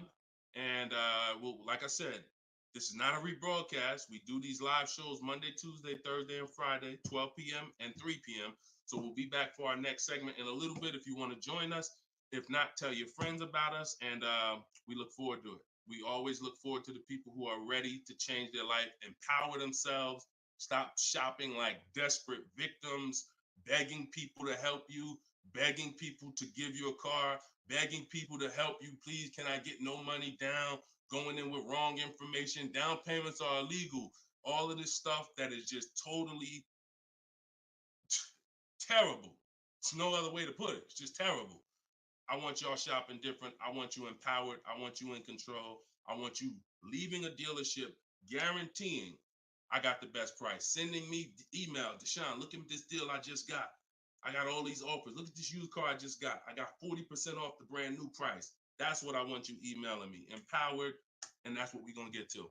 God bless y'all. I'll see y'all on the next segment. Shout out to everybody that joined.